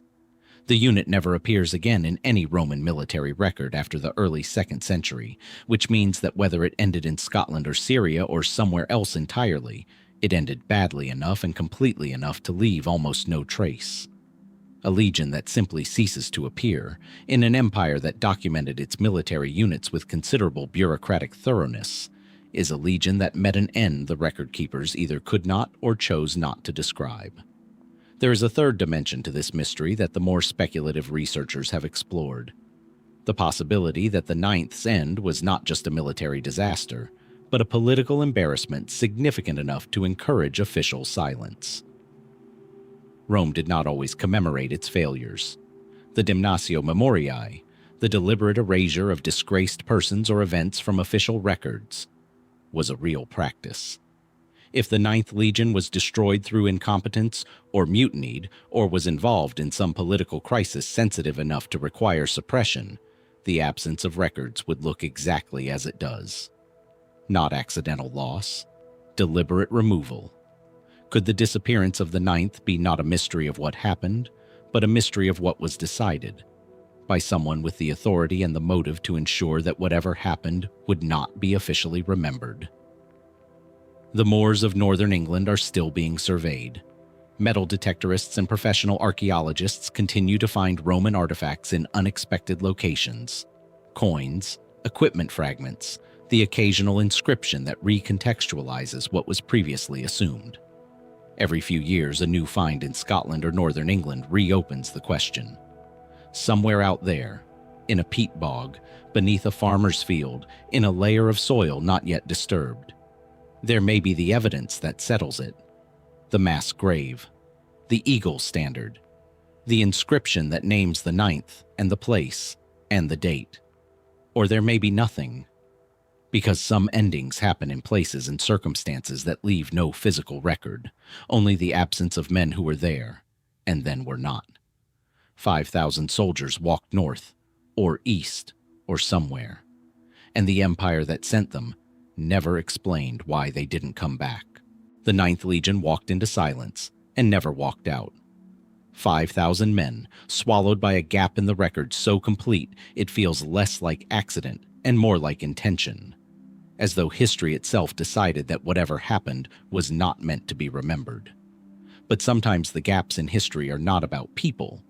Sometimes they are about ideas, about knowledge that reached a level of sophistication so far beyond its apparent context that its very existence raises questions we have not yet learned how to ask properly. Sometimes the gap is not an absence. Sometimes the gap is an object, sitting in a museum in Athens, corroded, fragmented, barely surviving the 2,000 years it spent on the floor of the Mediterranean Sea. And yet, somehow, more sophisticated than anything else that would exist for the next 14 centuries.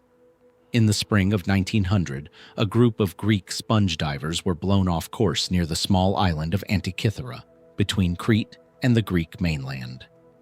Sheltering from the weather, one of the divers descended to check the seabed and found something that would take over a century to begin to understand.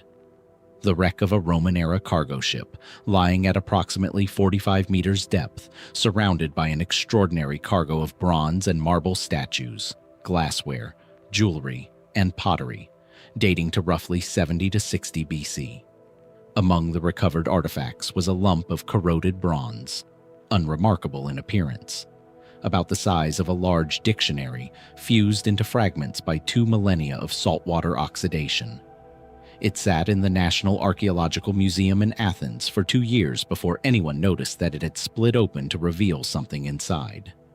Gears. Dozens of precisely cut, interlocking bronze gears, arranged with a complexity and miniaturization that had no business existing in the ancient world. The Antikythera mechanism. Over the following century, and with accelerating intensity in the last 2 decades as imaging technology advanced, researchers have gradually assembled a picture of what the mechanism did. It is, in the most direct terms, an astronomical calculator, an analog computing device that modeled the movements of the sun and moon, predicted solar and lunar eclipses on an 18-year Saros cycle, tracked the positions of at least 5 planets known to antiquity, and simultaneously followed the 4-year cycle of the ancient Greek Olympic and Panhellenic Games. All of this was achieved through a system of at least 30 interlocking bronze gears, and possibly as many as 70 if the missing fragments are accounted for, contained within a wooden case with bronze dials on the front and back, operated by a hand crank that advanced the mechanism through time, forward or backward, at the user's discretion.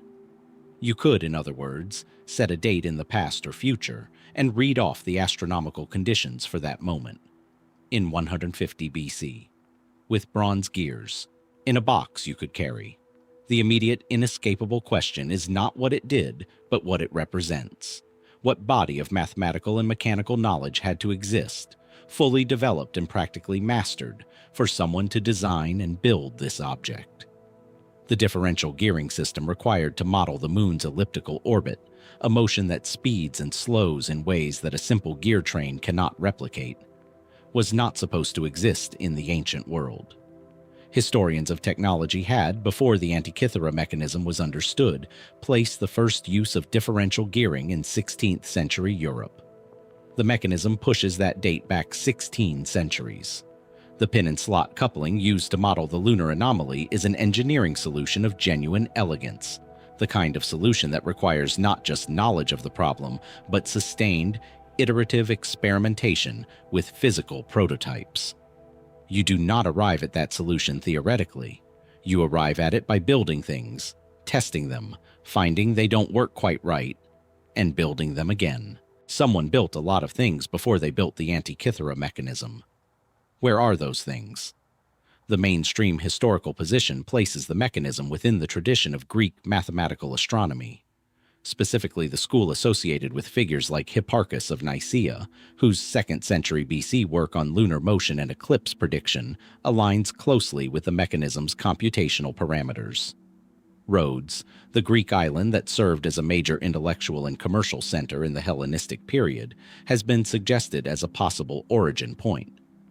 Cicero mentioned seeing a device made by the philosopher Posidonius of Rhodes that modeled celestial motions, and the cargo ship's route appears consistent with a Rhodian origin. It is a coherent lineage. Greek mathematical astronomy was genuinely sophisticated. The intellectual foundations exist, but the gap between the intellectual foundations and the physical object remains difficult to bridge with the surviving evidence. We have the mathematics in ancient texts. We have the mechanism. Between them, we have almost nothing.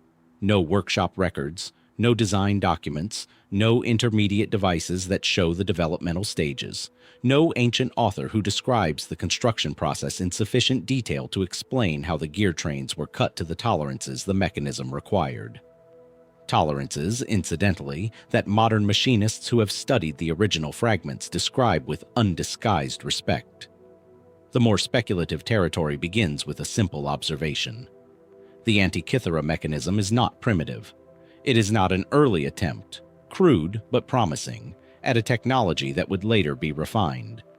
It is a mature, sophisticated, fully realized artifact. Its gearing solutions are not approximations. They work. With the precision available in its era, they work remarkably well.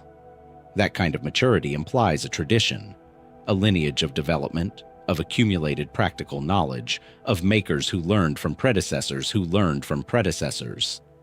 And that tradition has left, in the surviving archaeological and textual record, almost no other trace. A few ancient authors mention mechanical devices of various kinds. Archimedes is credited with creating a planetarium, a mechanical model of the heavens, that was reportedly captured by the Roman general Marcellus during the sack of Syracuse in 212 BC and brought to Rome, where Cicero later saw it. Hero of Alexandria described pneumatic and mechanical devices with genuine engineering sophistication. But between those scattered references and the Antikythera mechanism itself, nothing physical survives.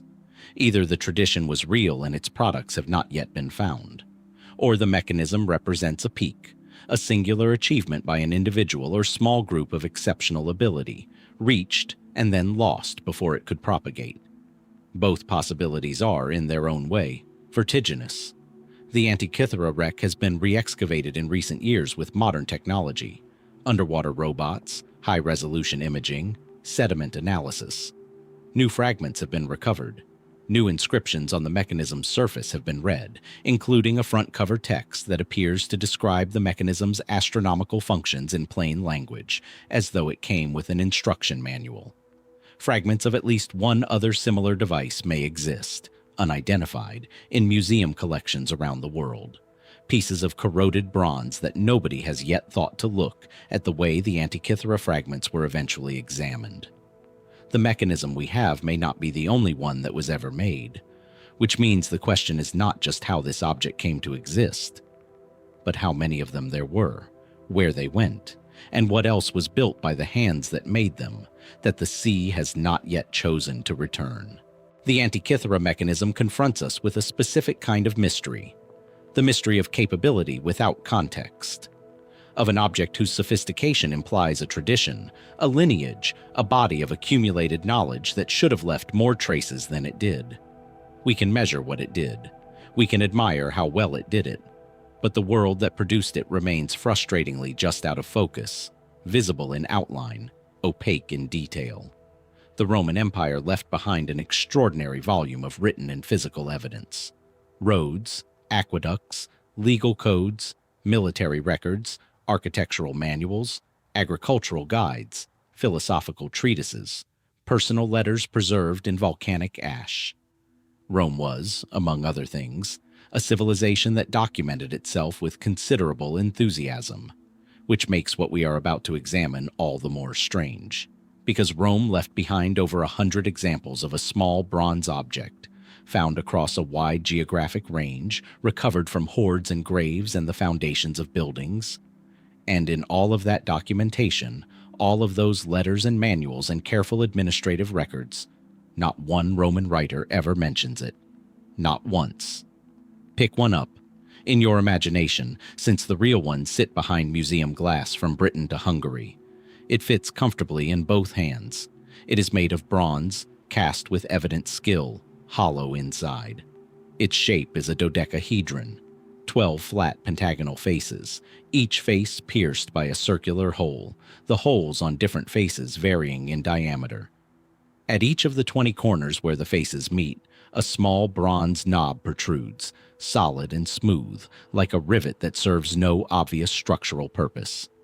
It is, depending on the specific example, somewhere between the size of a golf ball and a large apple. Some are plain. Some have decorative markings. All share the same essential geometry: the 12 faces, the graduated circular holes, the corner knobs. They are, without exception, beautifully made.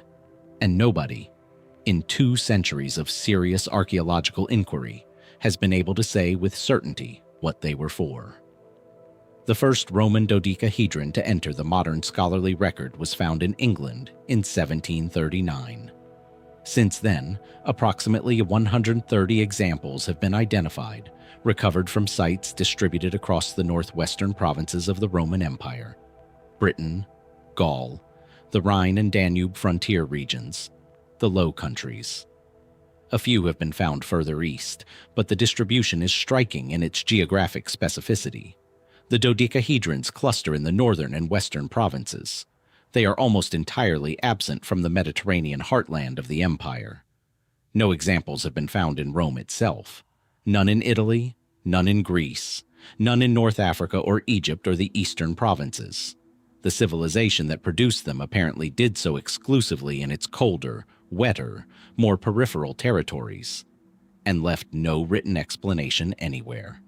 The dating, where it can be established, places most examples in the 2nd and 3rd centuries AD. They are found in contexts that range from apparent ritual deposits to domestic hoards to graves. A few have been found alongside coins, suggesting they held some value. Some show signs of wear consistent with regular handling. Whatever these objects were, they were used. They were kept. They were, in some cases, buried deliberately alongside other valued possessions. The theories, and there are many, divide roughly into functional and ritual categories, with considerable overlap and a few proposals that resist easy categorization. The functional theories have been the most energetically pursued, partly because the graduated holes invite an obvious interpretation. Several researchers have proposed that the dodecahedrons were used as gauges, tools for measuring the diameter of pipes, or for sizing metal rods or candles, with each face's hole corresponding to a standard unit of measurement. It is a practical, satisfying explanation. It has been tested experimentally. The problem is that no two dodecahedrons have holes of identical diameter in identical positions. If they were standardized gauges, they would need to be standardized. They are not. A military ranging device has been proposed, a tool for calculating the distance to a target by aligning specific holes with a known object at a known height. Experimental archaeologists have demonstrated that this is geometrically possible, but the absence of any military manual mentioning such a device, in a culture that documented its military technology with considerable thoroughness, is a silence that is difficult to explain away. Knitting tools have been proposed, specifically tools for sizing and starting the finger sections of gloves with the graduated holes corresponding to finger widths. Experimental knitters have demonstrated that this works, practically speaking. The geographic distribution centered in the colder northern provinces where knitted gloves would have been genuinely useful is cited in support. It remains unproven. The ritual and religious theories are perhaps less satisfying to the empirically inclined, but they carry their own weight of evidence. The dodecahedron was a shape of deep significance in ancient philosophy. Plato, in the Timaeus, associated the dodecahedron with the cosmos itself, describing it as the form the Creator used to arrange the constellations. In Platonic cosmology, the dodecahedron was not just a geometric curiosity, it was the shape of the universe. Could these bronze objects be physical expressions of that cosmological symbolism? Ritual instruments used in ceremonies we have no other record of. Objects whose purpose was explicitly not documented because the knowledge of their use was transmitted orally within restricted communities. Mystery cults, religious brotherhoods, philosophical schools operating at the edges of official Roman religion.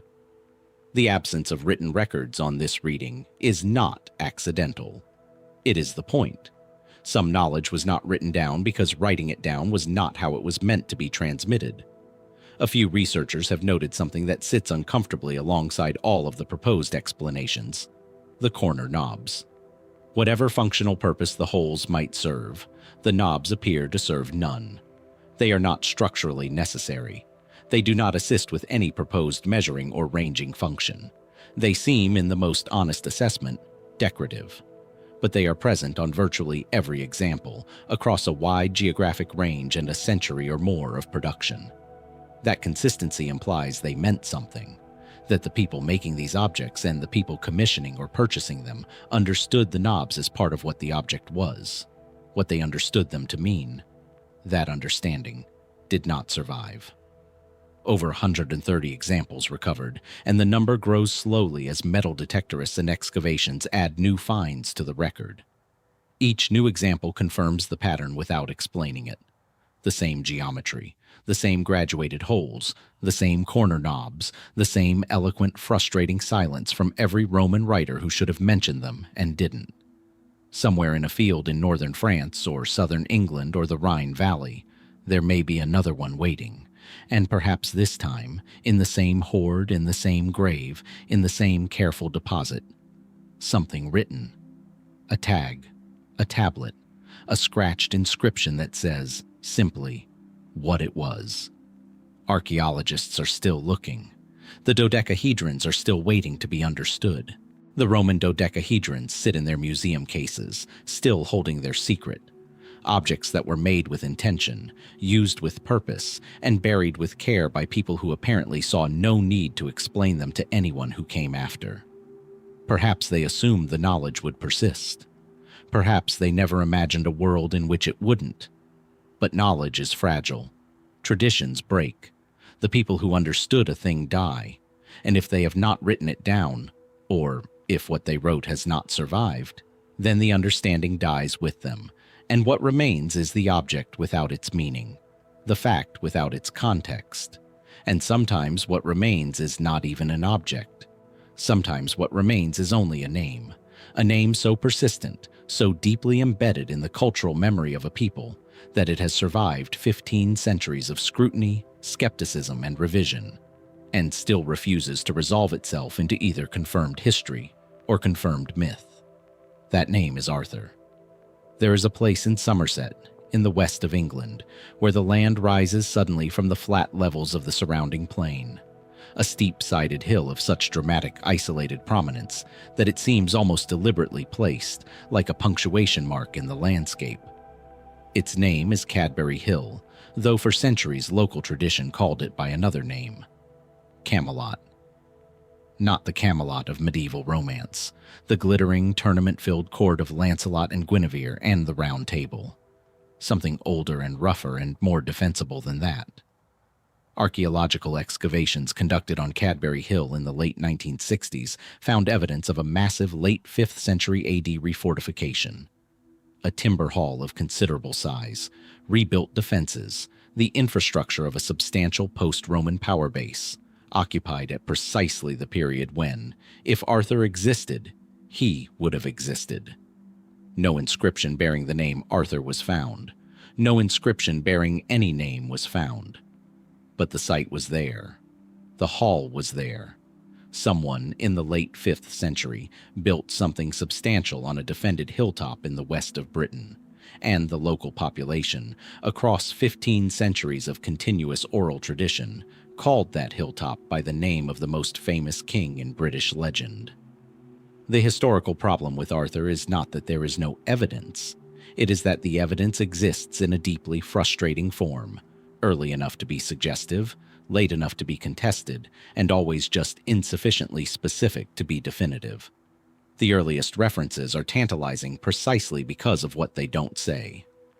The Y Gododin, a Welsh poem generally dated to around 600 AD, mentions a warrior who fought bravely but was not Arthur. The comparison implying that Arthur's fighting reputation was, by 600 AD, already a known standard of reference. The Historia Brittonum, compiled by a Welsh monk named Nennius around 830 AD, lists 12 battles fought by Arthur as a military leader, a dux bellorum, a war leader, notably not a king, against Saxon invaders, culminating in a victory at Mount Badon that reduced the Saxon advance significantly.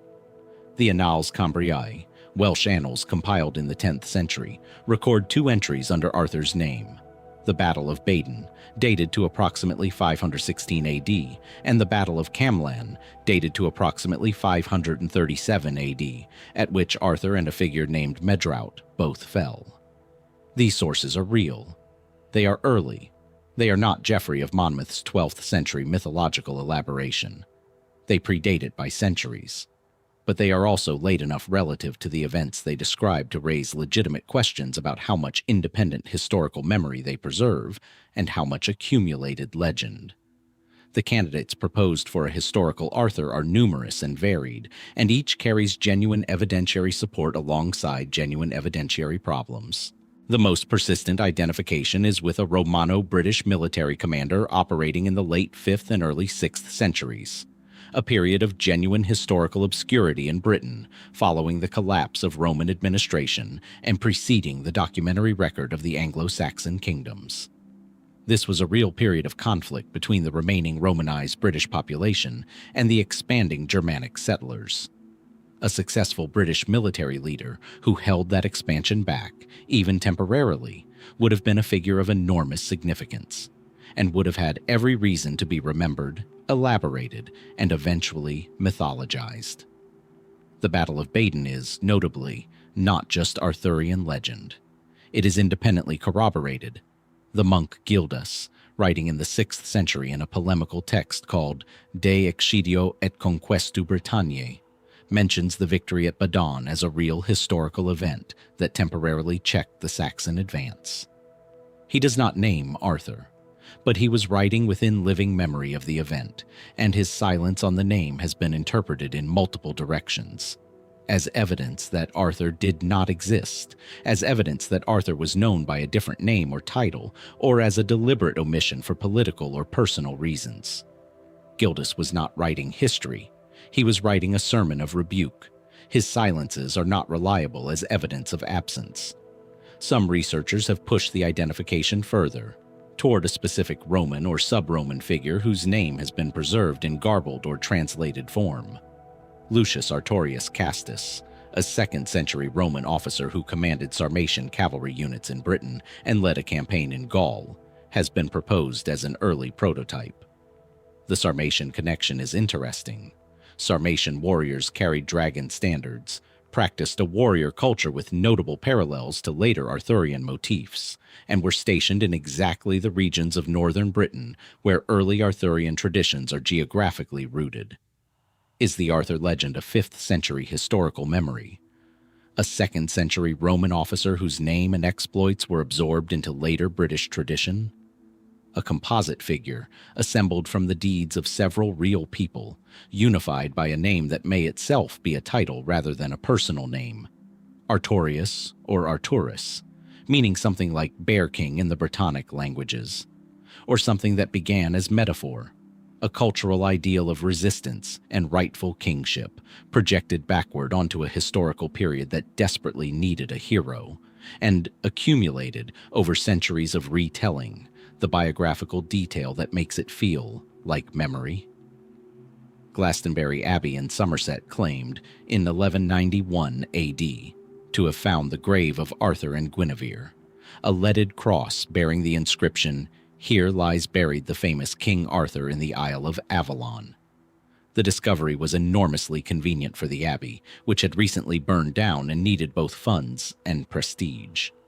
Most historians regard it as a medieval fabrication, but Glastonbury's association with Arthurian tradition predates the 1191 discovery, and the cross, whatever its authenticity, has since been lost. The grave, if it was ever real, is gone. The name endures. Somewhere between the rain-soaked hill forts of post-Roman Britain and the gleaming courts of medieval romance. A real person may be waiting. Still unlocated, still unnamed with certainty, still holding a history that the legend has buried more thoroughly than any grave. Arthur may be a name without a confirmed grave, a legend so thoroughly layered over whatever historical reality generated it that the two may never be cleanly separated. But the mystery of Arthur is, at its core, a mystery of identity, of whether a person existed and who that person was. What we turn to now is a different kind of mystery entirely. Not a person, but an object.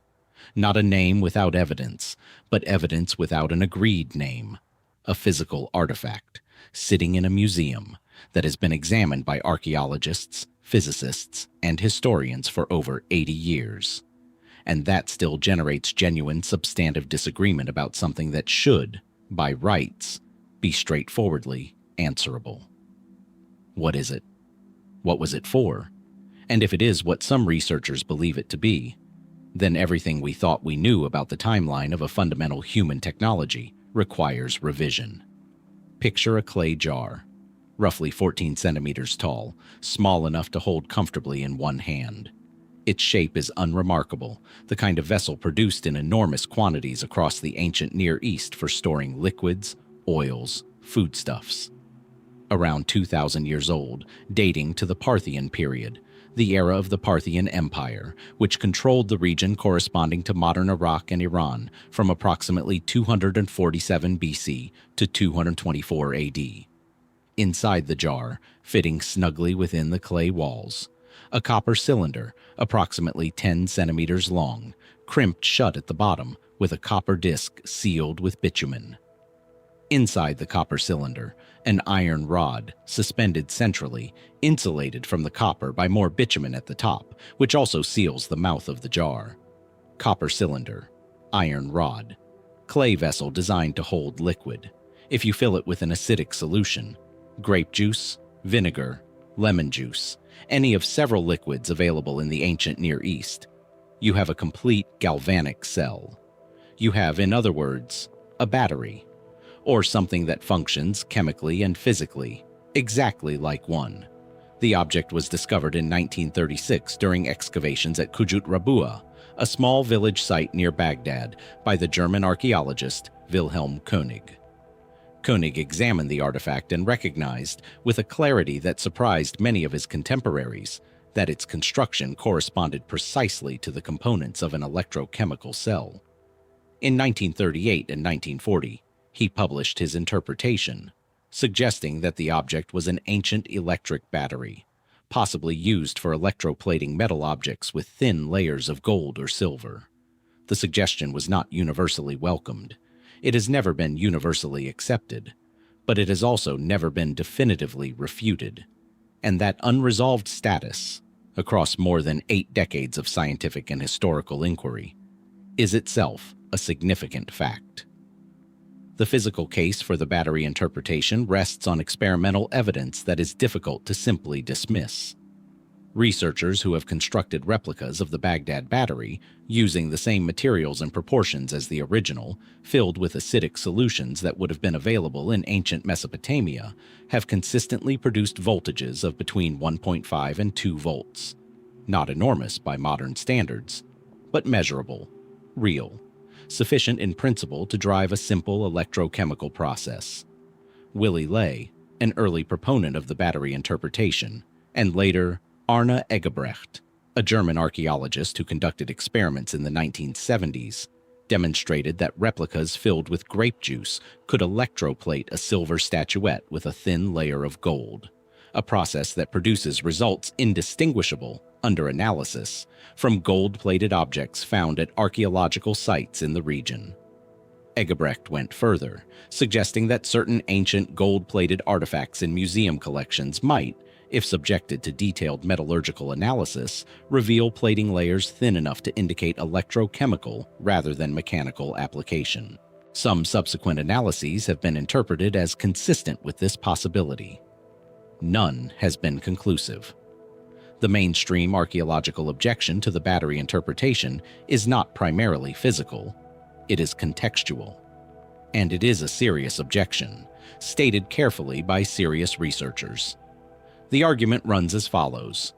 A technology does not exist in isolation. It exists within a technological ecosystem, a network of related knowledge, tools, materials, and practices that develop together and leave collective traces in the archaeological and historical record. The wheel implies the axle. Metallurgy implies mining and smelting infrastructure. Writing implies scribal training and administrative need. Electrochemistry, even at its simplest, implies an understanding, however empirical and non-theoretical, of electrical phenomena. It implies the experimental tradition that led to the device. It implies applications beyond the device itself. It implies a context, and for the Baghdad battery, that context is almost entirely absent. No ancient Mesopotamian text describes electrical phenomena. No other artifacts from the Parthian period have been identified as components of electrochemical systems. No ancient source describes the electroplating process in terms that suggest knowledge of its underlying mechanism. The gold plating techniques described in surviving ancient texts are mechanical, fire gilding, leaf application, not electrochemical. If the Baghdad battery was a functional galvanic cell, someone understood enough about its effects to build it deliberately. That understanding should have left other traces. The absence of those traces is the strongest argument against the battery interpretation, and it is an argument that the battery's proponents have not, to general scholarly satisfaction, answered. But absence of evidence is not, as the maxim notes, evidence of absence. And the contextual objection, while serious, carries its own set of assumptions worth examining carefully. Ancient technological knowledge was not always documented. The knowledge of how to build the Antikythera mechanism left almost no textual trace.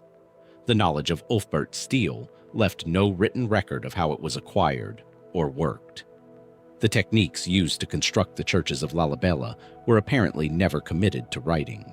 Across this entire exploration, we have encountered repeatedly the phenomenon of capability without documented context, of things that were done, and done well, without anyone apparently feeling the need to explain how.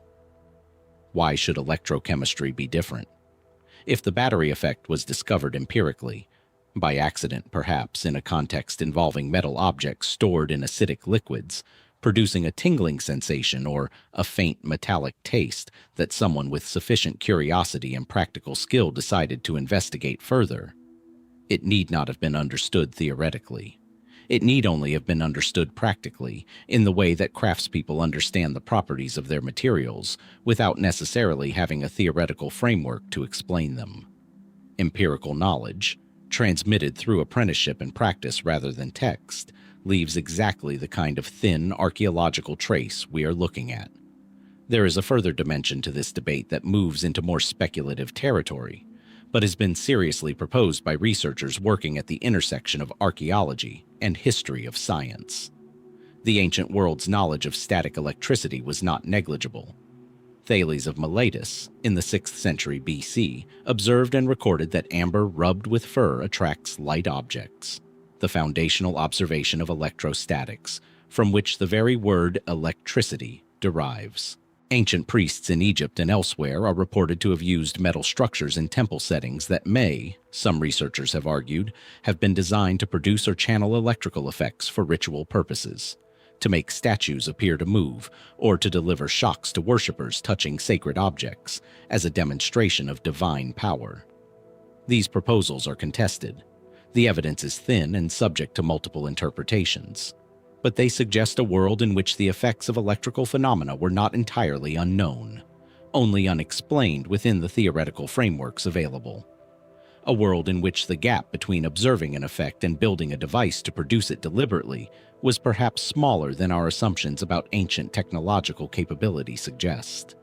The original Baghdad battery is not in Baghdad. It was held in the Iraq Museum in Baghdad, which suffered catastrophic looting in the aftermath of the 2003 invasion of Iraq. The fate of the original artifact, along with thousands of other irreplaceable objects from the museum's collection, is uncertain. Some looted items have been recovered. Many have not. The object that generated 80 years of scientific debate, that has been replicated and tested and argued over across dozens of academic papers and popular science programs, may itself now be lost.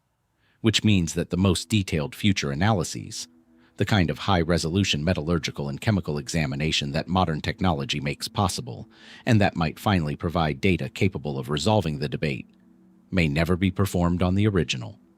What remains are replicas, and photographs, and measurements taken decades ago with instruments less sensitive than what we now possess. And the debate itself, still open, still unresolved, still turning on that fundamental question that 2,000 years of history and 80 years of modern science have not definitively answered. Was it a storage vessel? A ritual object? A component in a practice so empirical and so practically transmitted that it left no theoretical trace? Or was someone, in a workshop in Parthian Mesopotamia, doing something with copper and iron and acid that the rest of the world would not rediscover for another 17 centuries? And simply never thought to write it down? The jar held something. What it held, we are still not certain we know. The Baghdad battery sits in uncertainty, an object whose purpose may have been understood perfectly well by the people who made it, and lost so completely in the transmission of knowledge that we cannot now recover it with confidence. Some secrets are kept deliberately. Some are simply never written down because the people who held them assumed the knowledge would persist, passed hand to hand, workshop to workshop, generation to generation, without anyone ever feeling the need to commit it to text. And some secrets were kept with extraordinary, systematic, institutional deliberateness. Not because no one thought to write them down, but because writing them down was explicitly, categorically forbidden. What we turn to now is a cult that operated across the entire Roman Empire for over 3 centuries, that had initiates in every province, from Britain to Mesopotamia, that built hundreds of sacred spaces, developed elaborate ritual practices, and maintained a theology sophisticated enough to attract educated, high-ranking members of Roman society, military officers, merchants, imperial administrators, and that kept its central secrets so effectively that 2,000 years later, we still do not know what those secrets were. Descend a staircase. Any staircase leading into any of the roughly 400 underground sanctuaries, called Mithraea, that have been identified across the former Roman Empire. The one beneath the Church of San Clemente in Rome, the one preserved beneath the streets of London, the ones cut into rock faces along Hadrian's Wall in the military frontier zone where the cult was particularly strong. The space you enter is always the same, always narrow, always oriented along a central aisle flanked by two raised platforms, podia, where initiates recline during communal meals. Always ending at a back wall dominated by the same image, rendered in stone relief or fresco with variations in quality and style, but absolute consistency in content. A young man in a Phrygian cap, kneeling on the back of a bull, pulling its head back by the nostrils, driving a knife into its neck. A dog and a snake drinking the blood from the wound. A scorpion attacking the bull's genitals. Ravens nearby. A torchbearer on each side of the central figure, one with torch raised, one with torch lowered. The figure is Mithras. The scene is the tauroctony, the bull slaying. It is the central image of the entire Mithraic religion. It appears with near-identical iconographic detail in every Mithraeum across the empire, and nobody, then or now, has left a written explanation of what it means. The mysteries of Mithras, mysteria in the Greek sources that mention them, were practiced across the Roman Empire from approximately the 1st century AD through the 4th century, when the Christianization of the empire under Constantine and his successors progressively suppressed non-Christian religious practice. At their height, the Mithraic cult had a presence in virtually every corner of the empire, with particular concentrations along military frontiers and in commercial port cities. The cult was exclusively male. It was organized in 7 grades of initiation, each bearing a name with cosmic or astronomical associations: Raven, Nymph, Soldier, Lion, Persian, Courier of the Sun, Father. Advancement through the grades involved ritual ordeals and the progressive revelation of deeper levels of the cult's teachings. What those teachings were at the higher levels, what a father of Mithras knew that a raven did not, the sources do not say, because the sources are almost entirely hostile or external. Christian polemicists who attacked the cult without fully understanding it, pagan authors who mentioned it in passing without describing it, and the physical remains of the Mithraea themselves, the art, the inscriptions, the ritual objects, which tell us what was done in these spaces without explaining why. The initiates kept their oath of secrecy, across 3 centuries and hundreds of thousands of members. They kept it so well that the secret has outlasted the civilization that held it. What we know of Mithraic theology comes from 3 sources: physical evidence, external commentary, and inference. Each has its limits. The physical evidence is rich in imagery and poor in explanation.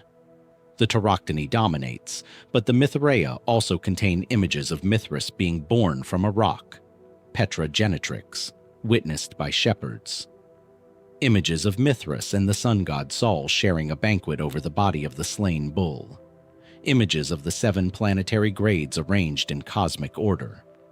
Inscriptions dedicating altars and structures to Mithras, recording the names and grades of dedicants, expressing devotion, but never doctrine. The external commentary is fragmentary and unreliable. The church father Tertullian, writing around 200 AD, describes certain Mithraic rituals as diabolical imitations of Christian practice, a claim that tells us more about Tertullian's polemical agenda than about Mithraic theology.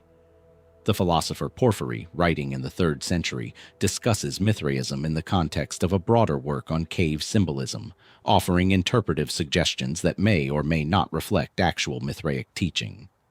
The inference, the attempt to reconstruct Mithraic theology from the iconography, has generated a century of scholarly debate and a remarkably diverse range of proposed interpretations.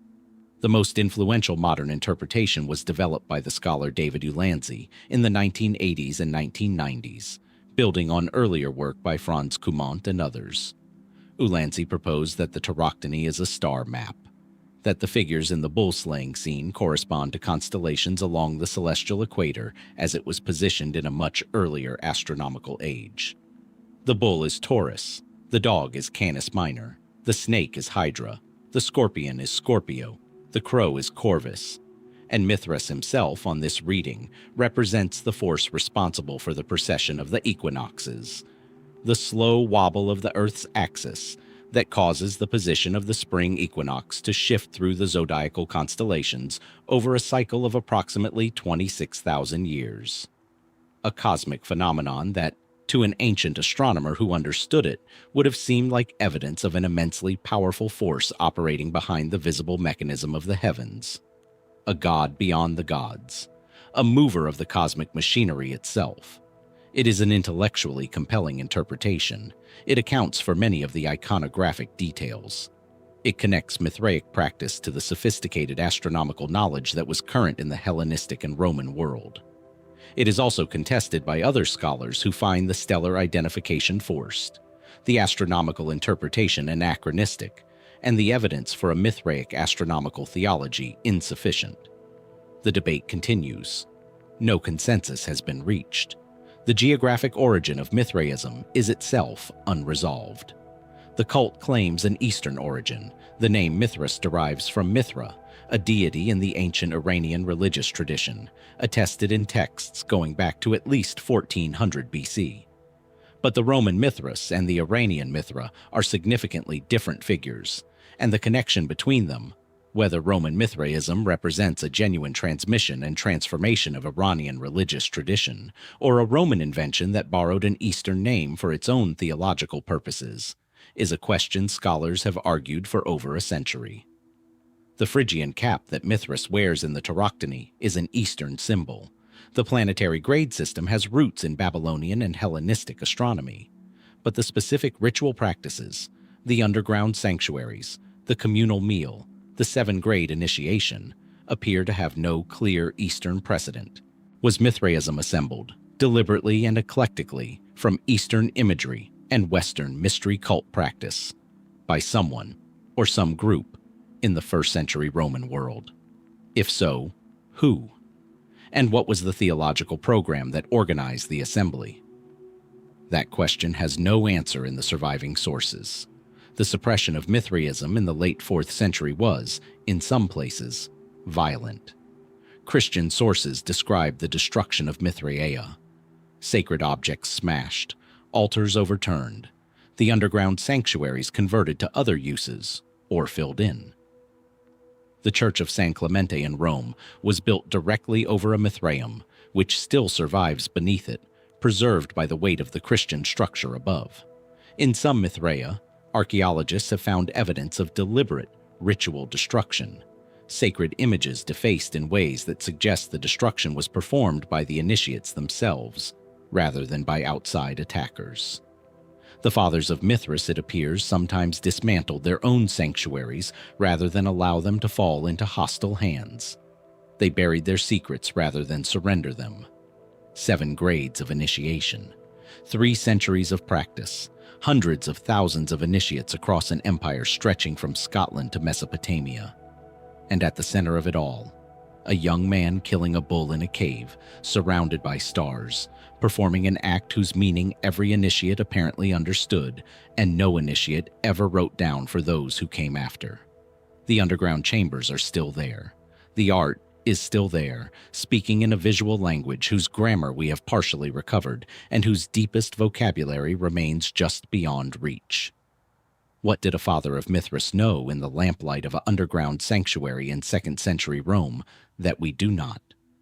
And is there a text, sealed in a wall, buried in a floor, hidden in a location that has not yet been excavated? That could finally tell us.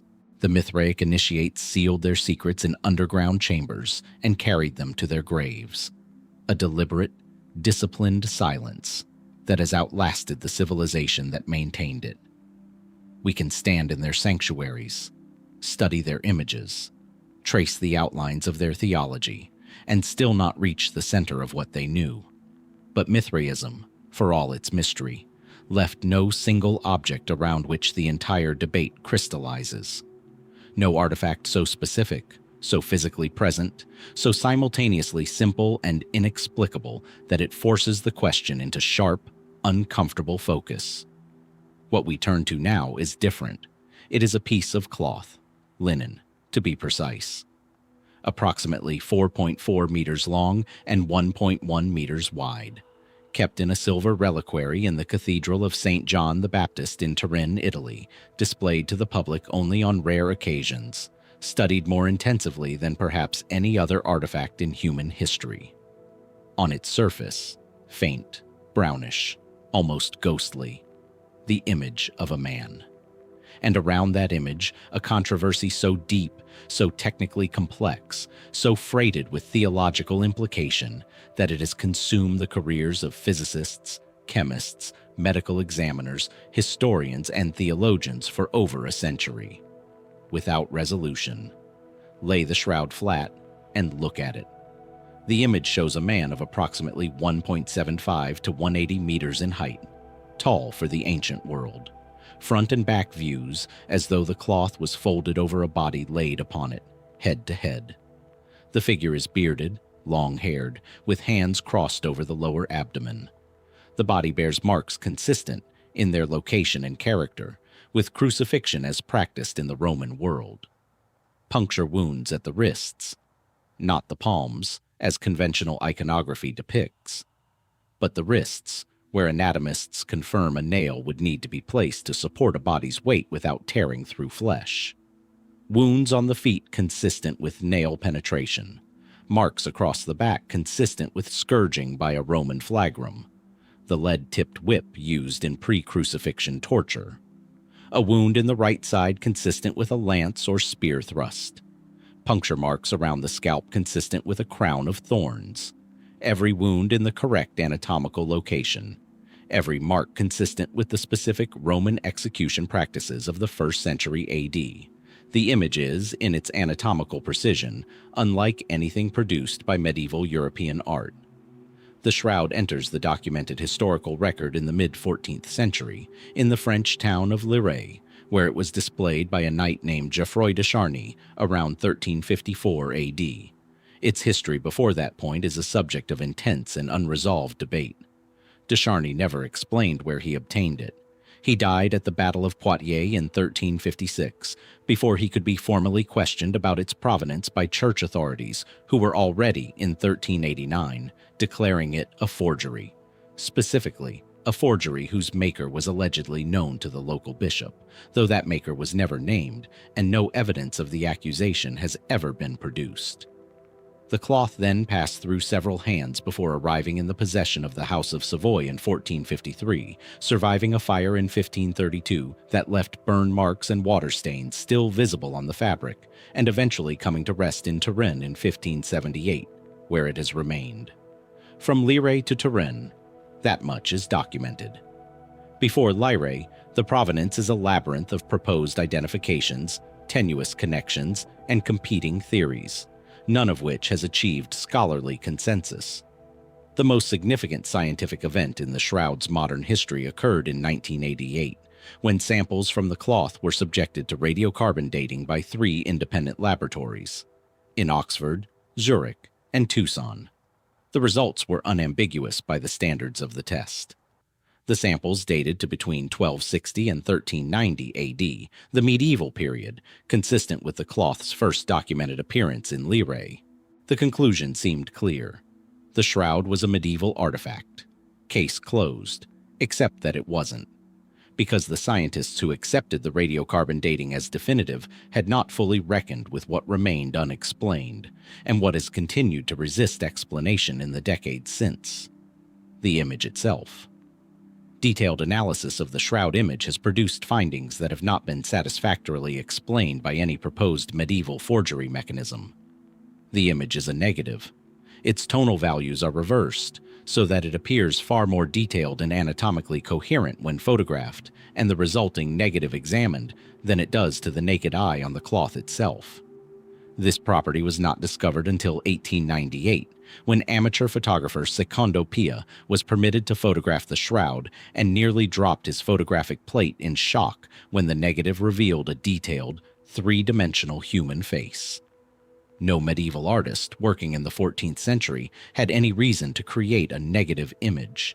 The concept of photographic negatives did not exist, and the consistent, coherent negativity of the image, the way it resolves into three-dimensional information when subjected to modern image processing, is not a property that brush-applied pigment or contact transfer techniques naturally produce. Subsequent analysis found that the image resides not in pigment deposited on the surface of the fibers, but in a chemical alteration of the outermost surface of the linen fibers themselves, a dehydration and oxidation of the cellulose structure, producing a yellowing effect at a depth of approximately 200 nanometers, less than the width of a human hair. No paint, no pigment in significant quantities, no medium of application that has been identified. The image was not painted on, but something created it. What exactly remains the central unanswered question. The challenge to the 1988 radiocarbon dating has been sustained and, in some respects, technically serious. In 2005, a peer-reviewed paper by Raymond Rogers of the Los Alamos National Laboratory, one of the original scientists involved in the 1988 testing, argued that the samples used for dating had been taken from a portion of the cloth that was repaired in the medieval period, incorporating newer threads rewoven into the original fabric to repair fire or water damage. If the sampled area contained a significant proportion of medieval repair material, the radiocarbon date would reflect the repair rather than the original cloth. Rogers' analysis found chemical differences between the sampled area and other portions of the shroud consistent with this hypothesis. The finding was contested. It has not been accepted as definitive by the broader scientific community. But it has not been definitively refuted either, partly because the original sample material was divided among the testing laboratories and is no longer available in sufficient quantity for the kind of detailed re-examination Rogers' challenge implies. The radiocarbon dating question, in other words, is not as closed as the 1988 results suggested. The medical forensics of the shroud image have generated their own category of unsettling findings. Forensic pathologists who have studied the wound patterns have noted, consistently, that the marks are anatomically correct in ways that go beyond what medieval artistic convention would produce, and that requires specific knowledge of Roman crucifixion practice. Knowledge that, some researchers argue, was not fully available in medieval Europe, where the theological tradition had largely replaced the historical reality of crucifixion with iconographic convention. The wrist wounds are the most cited example. Medieval art invariably depicts crucifixion nails through the palms. The shroud shows wounds at the wrist. This is anatomically correct.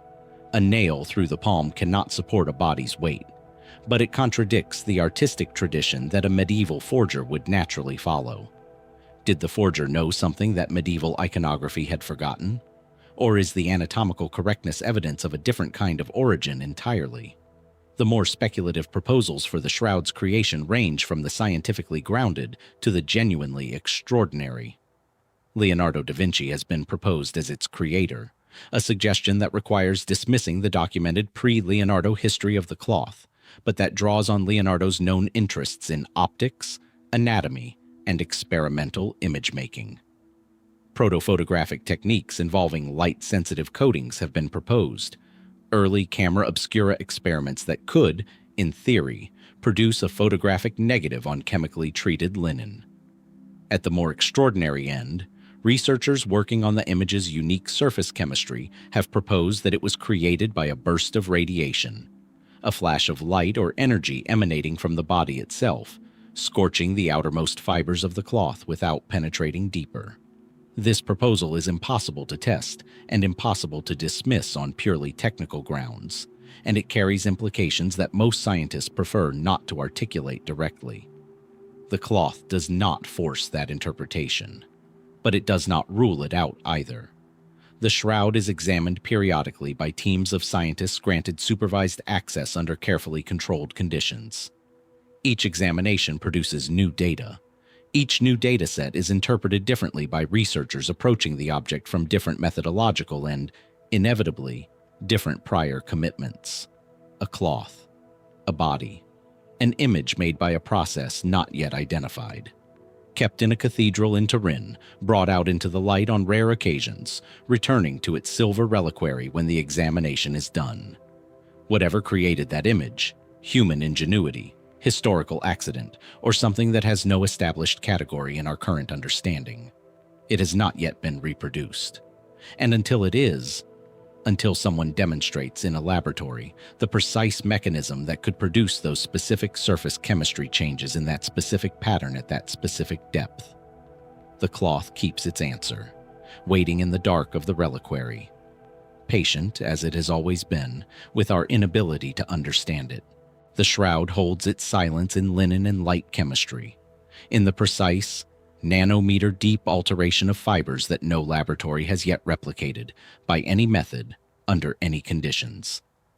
It is a silence of the inexplicable, of something physical and present and real that simply will not yield to the tools we bring to it. What we turn to now is a silence of a different texture entirely, not the silence of an object that resists explanation, but the silence of an entire civilization, a complex, literate, materially sophisticated society of perhaps 4 million people that simply stopped. Not slowly, not in the gradual, century-long way that empires usually dissolve, but in a time frame so compressed, so total, so archaeologically abrupt that researchers who have spent careers studying this period still use the word collapse with a directness they rarely apply to historical processes. Roman Britain did not fade. It fell off a cliff, and what came after it, the silence that followed, is one of the deepest and most genuinely puzzling silences in the entire history of Western civilization. Stand in the city of Bath, Aquae Sulis to the Romans, and walk down to the Great Bath. The water is still warm, fed by the same geological thermal spring that the Romans engineered into one of the most sophisticated bath complexes in the northwestern provinces. The stonework around you, restored and stabilized, gives some sense of what stood here in the 3rd and 4th centuries, AD. A functioning urban infrastructure serving a population that used heated water, maintained drainage systems, worshipped in a formal religious precinct, and conducted commerce in a currency economy linked to markets across the entire empire. Now hold that image and understand what the archaeology tells us happened to it. By the early 5th century, the drain of the Great Bath was blocked, not repaired. Blocked and left. The water began to rise, flooding the very floor it had served for 3 centuries. The lead pipes that had carried water across the complex, pipes representing an enormous investment of skilled labor and material, were not maintained. In some cases, they were cut up and removed, their metal more valuable as raw material than as infrastructure. The city did not transition to a new form. It did not gradually simplify. It stopped functioning, in a remarkably short period, in a way that suggests not managed decline, but systemic abandonment. And Bath is not exceptional. It is representative. Roman Britain at its height, roughly 43 AD to the early 5th century, was a province of genuine complexity. Approximately 50 towns, ranging from small market centers to substantial cities like Londinium, Eboracum, and Verulamium. A road network of approximately 10,000 miles, engineered to precise standards and maintained by an administrative infrastructure. Villas numbering in the thousands across the countryside, many featuring mosaic floors, underfloor heating, bath suites, and formal garden layouts. A monetized economy integrated into empire-wide trade networks that brought goods from as far as the eastern Mediterranean and North Africa. Literacy was functional and widespread enough to generate an archaeological record of writing tablets, inscriptions, graffiti, and formal documents. This was not a thin veneer of Roman culture over an unchanged Iron Age substrate. It was a deeply embedded, multi-generational way of life that had persisted for nearly 4 centuries. And in the 5th century, it disappeared with a speed that has no real parallel elsewhere in the Western Empire. The conventional historical account begins with 410 AD, when the Emperor Honorius, dealing with the Visigothic sack of Rome itself, reportedly sent a letter to the cities of Britain telling them to look to their own defense. Roman regular troops had been steadily withdrawn from Britain throughout the late 4th century, drawn off to fight civil wars and defend other frontiers. By 410, the military infrastructure that had underpinned Roman civil administration was effectively gone.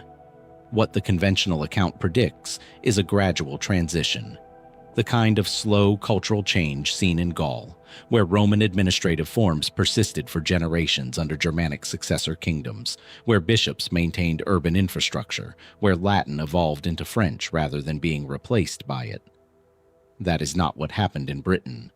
What happened in Britain was different enough from the continental pattern that it has generated a dedicated historiographical tradition attempting to explain the difference. And no fully satisfying explanation has emerged. The archaeology of post-Roman Britain is characterized by a set of absences so consistent they constitute their own form of evidence. Coinage stops. Not just imperial minting, local coin use, the everyday transaction medium of a monetized economy, disappears from the archaeological record of British sites after approximately 400 AD, with an abruptness that has no parallel elsewhere in the former Western Empire. An economy that had used coins for 4 centuries stopped using them, apparently within a generation. Wheel-thrown pottery stops. Roman Britain had a sophisticated ceramic industry producing standardized wheel-thrown vessels distributed through commercial networks across the province.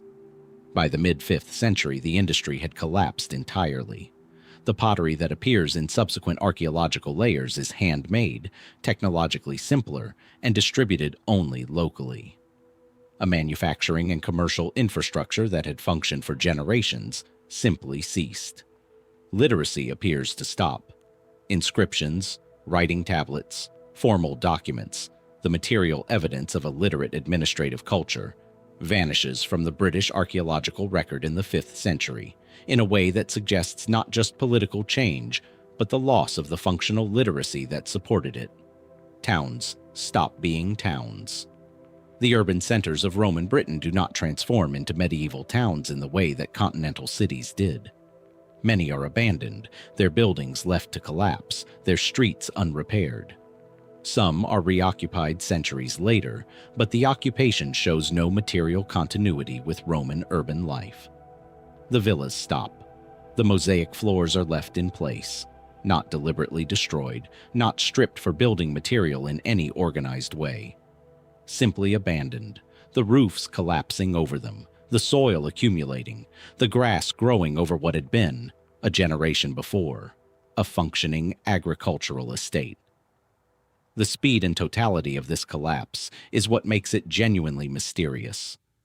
Historians have proposed multiple explanations, and each captures something real while leaving something unexplained.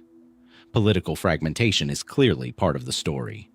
Without imperial administration and military backup, the province broke into competing local power structures. The warlord landscape that may have generated the Arthur legend, the proliferation of small kingdoms that characterizes the sub-Roman period. But political fragmentation does not explain the loss of coinage, of wheel-thrown pottery, of literacy. Political change does not, by itself, destroy craft industries and commercial networks. Plague has been proposed. The 5th and 6th centuries were a period of devastating pandemic across the Mediterranean world. The plague of Justinian in the 540s AD being the most documented, but likely preceded by earlier outbreaks. A catastrophic reduction in population could explain the abandonment of villas and the collapse of commercial networks dependent on a minimum population density to function. The demographic evidence from 5th century Britain is consistent with significant population loss. But the evidence is thin enough that the scale remains deeply uncertain. Economic collapse has been proposed as a primary driver. The withdrawal of imperial military spending, which had been the primary economic engine of many Roman provincial economies, triggering a cascading failure of the commercial networks that depended on it. Britain, as the most peripheral province, most dependent on military expenditure, and most exposed to the disruption of continental trade routes, would have been most vulnerable. It is a coherent economic argument. It explains the coinage collapse. It is less satisfying as an explanation for the loss of literacy and the apparent disappearance of the administrative class that maintained it. The more speculative dimension involves a question that a few researchers have raised with increasing seriousness: whether the collapse of Roman Britain was accompanied by a level of violence and population displacement larger than the conventional account acknowledges. The Anglo-Saxon settlement of Britain, the process by which Germanic-speaking peoples came to dominate most of the island by the 7th century, is typically described as a gradual migration and cultural assimilation. But genetic studies published in the early 21st century have found that the ancestry of populations in central and eastern England shows a surprisingly high proportion of continental Germanic origin. High enough, some researchers argue, to suggest not gradual assimilation, but substantial population replacement. Not the slow blending of cultures, but something more abrupt: the displacement or destruction of a significant portion of the Romano-British population and the settlement of their land by incoming peoples. If that reading is correct, the silence of post-Roman Britain is not just the silence of a collapsed infrastructure. It may be in part the silence of people who were no longer there to maintain it. Beneath the fields of England, the Roman infrastructure persists. The roads are still there, under modern tarmac. The villa floors are still there, under the soil. The hypocaust systems, the lead pipes, the mosaic tesserae, undisturbed in many cases, exactly as they were left. Left. Not dismantled, not repurposed. Left as though the people who had built and used and maintained them simply stopped. What happened in that generation, between the functioning province and the silence that followed, is one of the most consequential and least understood transitions in the history of the island. And the ground is still giving up its evidence, one excavation at a time. What the next trowel uncovers may finally begin to tell us why. Roman Britain fell silent in a single generation, its roads untraveled, its villas abandoned, its literacy apparently extinguished with a speed that still defies complete explanation. A civilization that had persisted for nearly 4 centuries left almost no documentary record of its own ending. No account of what it felt like to watch the infrastructure dissolve. No chronicle of the last administrator who locked the last office and walked away from the last functioning forum. The people who might have written that record were gone, or no longer writing, or writing things that did not survive. Which brings us, with a quiet inevitability, to a question that runs beneath this entire exploration like a subterranean river. What did people write that we no longer have? Not in one civilization or one century, but across the entire span of the ancient and early medieval world. What was set down, with care and urgency and the full intention of being read and preserved, that simply did not make it to us. We have touched this question before. At Alexandria, at Baghdad, in the gaps of the Khazar record and the silence of the Mithraic initiates. But there is one tradition whose missing texts carry a particular weight, a particular gravity, because the texts that survive from this tradition have shaped the laws, the philosophy, the art, the moral frameworks, and the political structures of half the world for 2,000 years. Imagine what the ones we lost might have done. Open the New Testament to the Gospel of Luke, chapter 1, verse 1. The author, who identifies himself by name, an unusual practice in ancient religious writing, begins with a statement that is, if you read it carefully, quietly extraordinary. Since many have undertaken to compile an account of the events that have been fulfilled among us. Many. Luke is not describing himself as one of 2 or 3 writers documenting the life of Jesus of Nazareth. He is describing a field, a literature, already existing at the time of his writing, of multiple attempts by multiple authors to compile accounts of the same events. Of that literature, Luke's Gospel survived, Matthew's Gospel survived, Mark's Gospel survived, John's Gospel survived. The works of the many, the unnamed, unnumbered writers whose compilations preceded and informed Luke's own, are gone.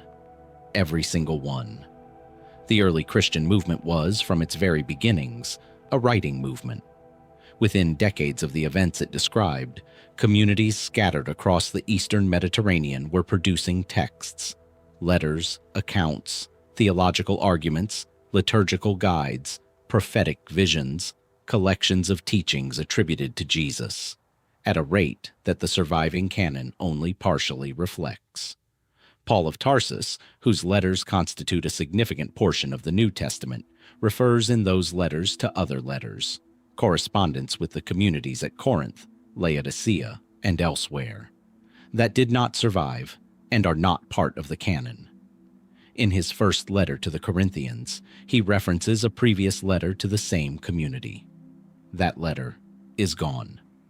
The D-, a short early Christian manual on ethics and liturgical practice, probably dating to the late 1st or early 2nd century, was known to exist from references in later writers, but was considered lost until a single manuscript copy was discovered in Constantinople in 1873.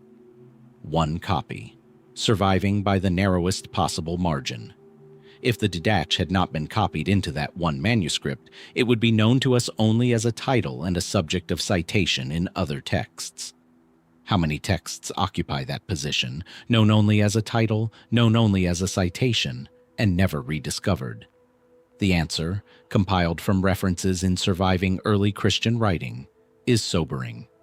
The Gospel of the Hebrews, referenced by Jerome, Origen, and Clement of Alexandria as an important early text used by Jewish Christian communities. Fragments survive in quotation. The complete text does not. The Gospel of the Egyptians, referenced by Clement of Alexandria as circulating among Egyptian Christian communities in the 2nd century. Not the Coptic Gospel of the Egyptians discovered at Nag Hammadi, a different text entirely, older and lost.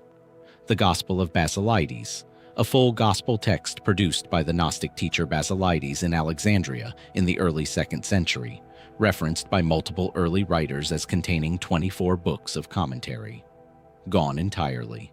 The Acts of Paul, referenced by Tertullian as widely read and influential, apparently a narrative of Paul's missionary activities extending well beyond what the canonical Acts of the Apostles records, partially surviving in fragments and later adaptations.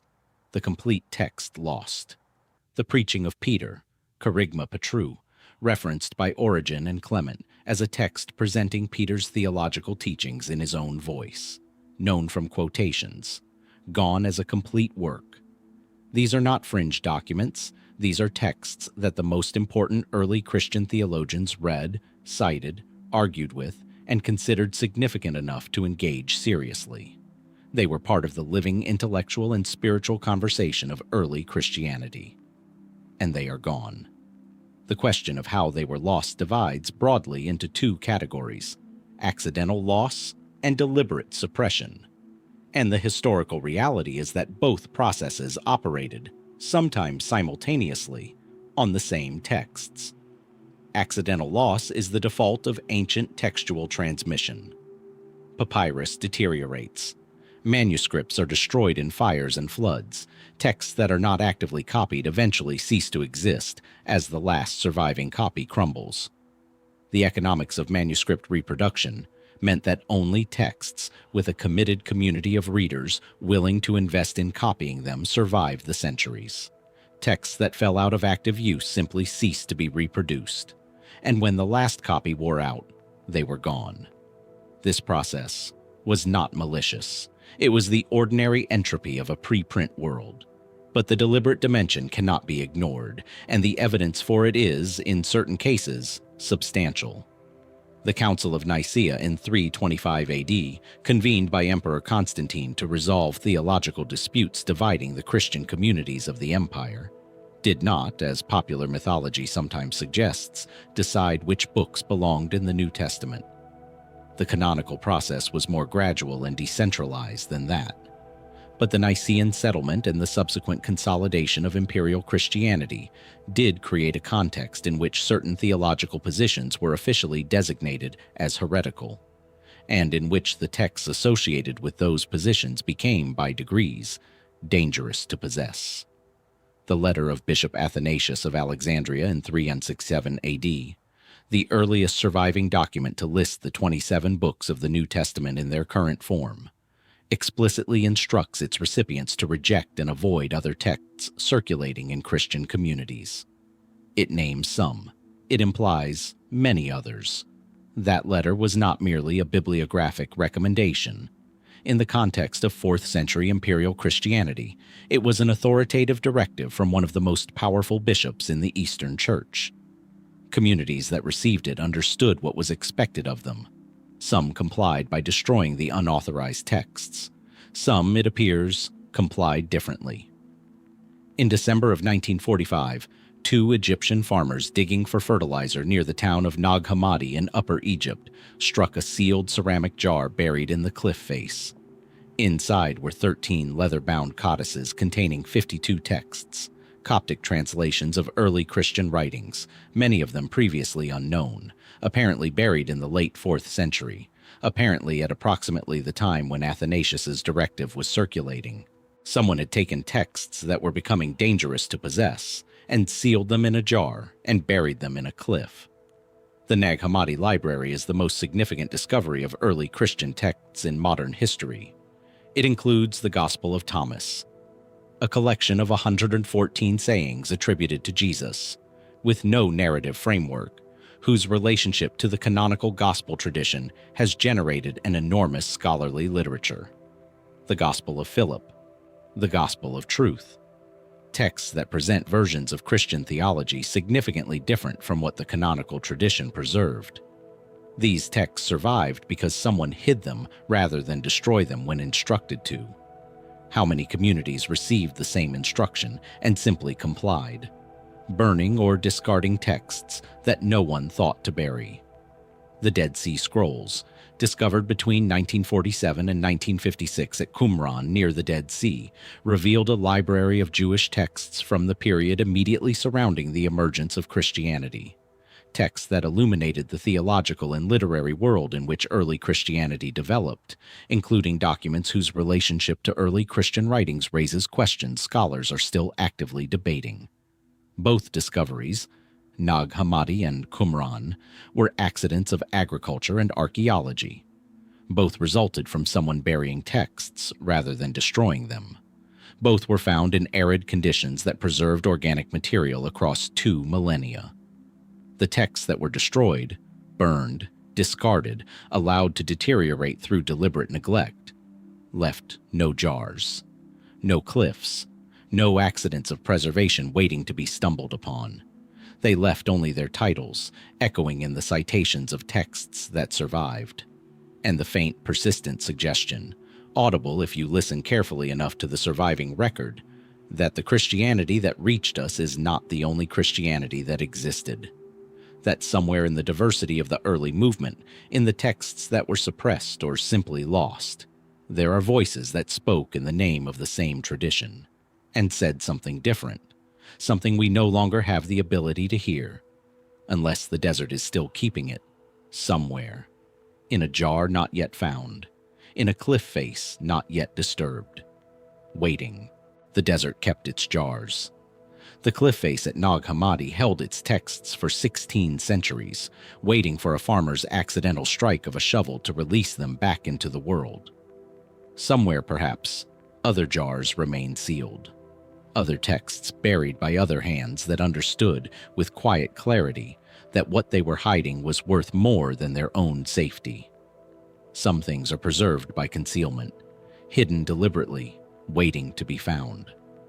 But other things are lost in the open, lost in the chaos of battle, in the desperate mathematics of survival, in the moment when an army breaks and men throw down everything they are carrying and run. And of all the things that Rome's armies carried, of all the standards and banners and sacred objects that moved with the legions across 30 provinces and 4 centuries of military history, none carried more weight, more sacred significance, more political and psychological consequence than one particular object. Small enough to carry on a pole, heavy enough in its loss to reshape the foreign policy of an empire.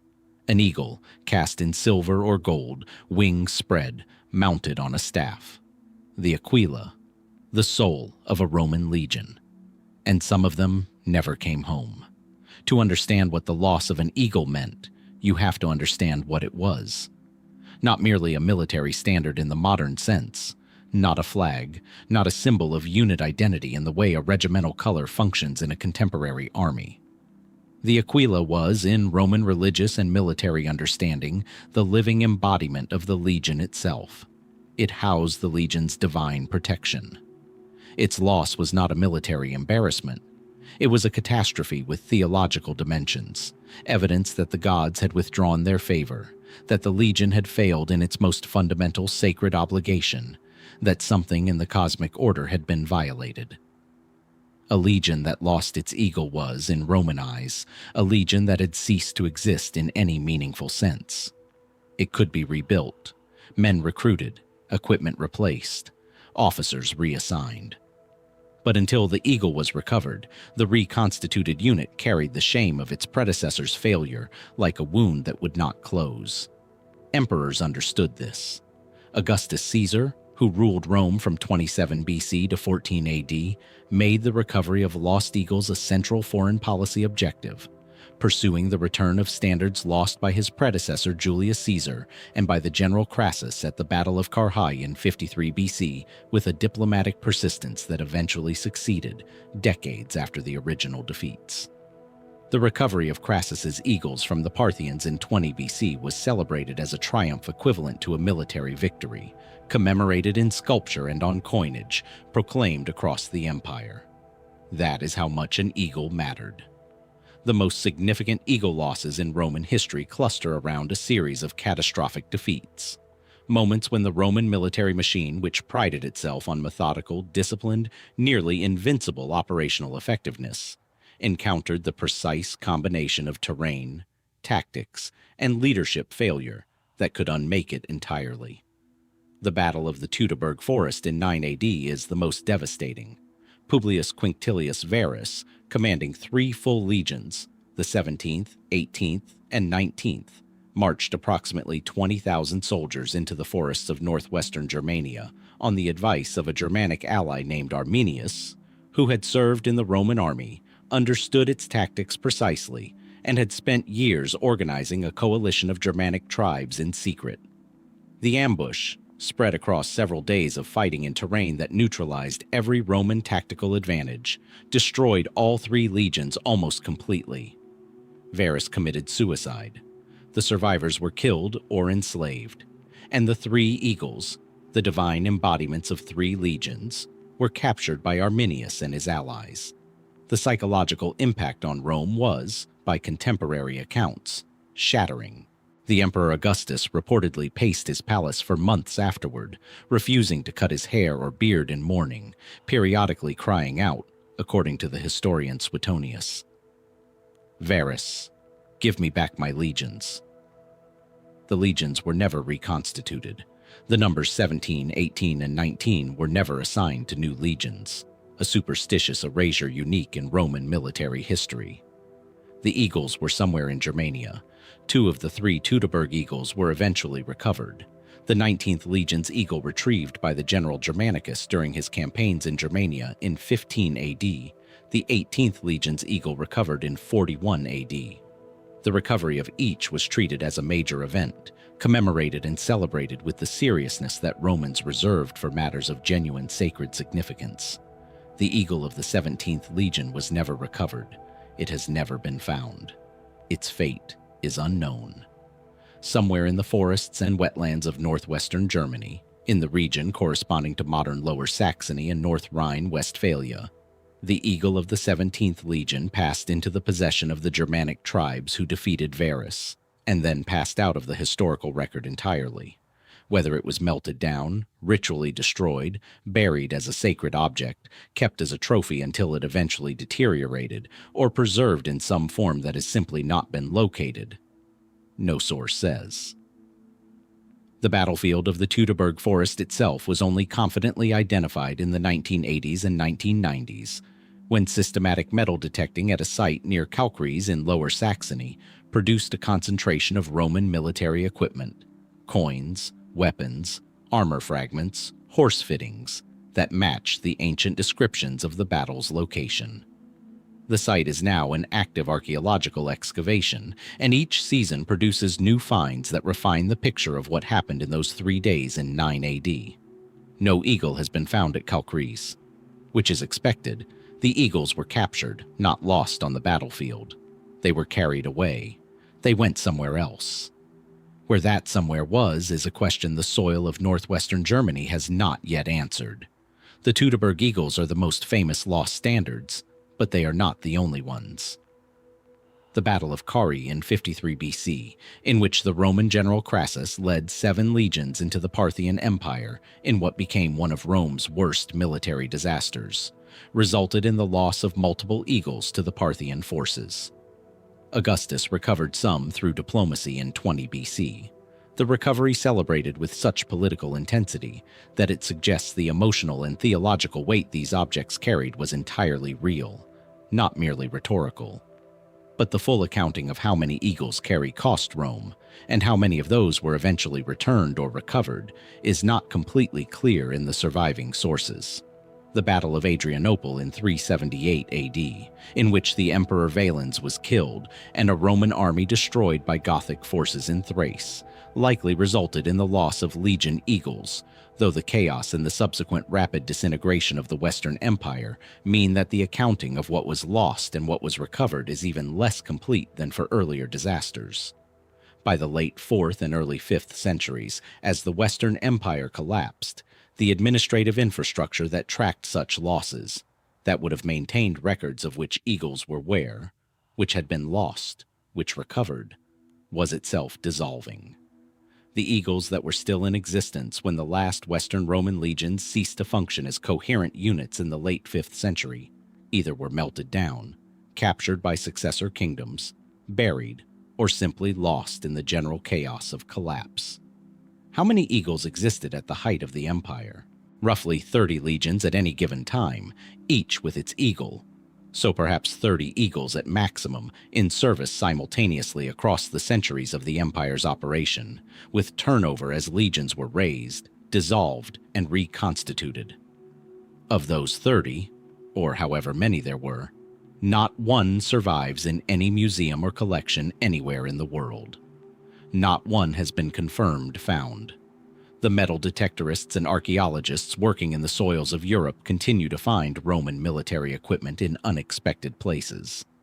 Single finds that recontextualize what was previously assumed about troop movements, battle locations, and the reach of Roman military activity. A silver eagle fitting found in a river deposit. A decorative element that might, under analysis, prove to be part of a standard's mounting. The Rhine and the Danube, which served as Roman frontier boundaries for centuries, still yield Roman military artifacts from their sediments. The bogs and wetlands of northern Europe, environments that preserve organic and metallic material with extraordinary fidelity, have barely been systematically surveyed.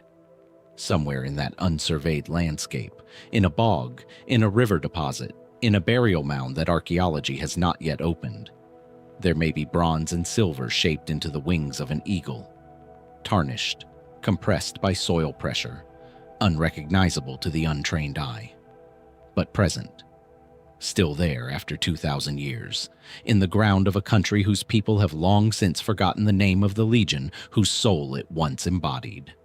And if it is found, if that moment comes, what would it mean? Not theologically, not in the Roman sense, but to us, to people who have spent 2,000 years building civilizations on the ruins of the one that lost it. What do we do with the soul of something that no longer exists? That question, the ground has not yet given us the chance to answer. The lost eagles of Rome are somewhere in the ground, compressed, tarnished, waiting for a metal detector signal or an archaeologist's trowel to bring them back into a world that has largely forgotten what they meant. They were made to be seen, carried high on poles, catching the light, visible across a battlefield, across a forum, across the full theatrical distance of Roman public life. Visibility was their purpose. Being seen was the point. What we turn to now was also made to be seen. But the scale of seeing required, the altitude, the distance, The perspective necessary to take in what was made was so far beyond any human vantage point available when these things were created that the question of who they were made for has never been satisfactorily answered. You cannot see the Nazca lines from the ground. Not properly. Not in a way that reveals what they are. And yet someone made them. Carefully. Precisely. Over centuries. In one of the most inhospitable environments on Earth. For reasons that, despite a century of serious investigation, we still cannot state with certainty.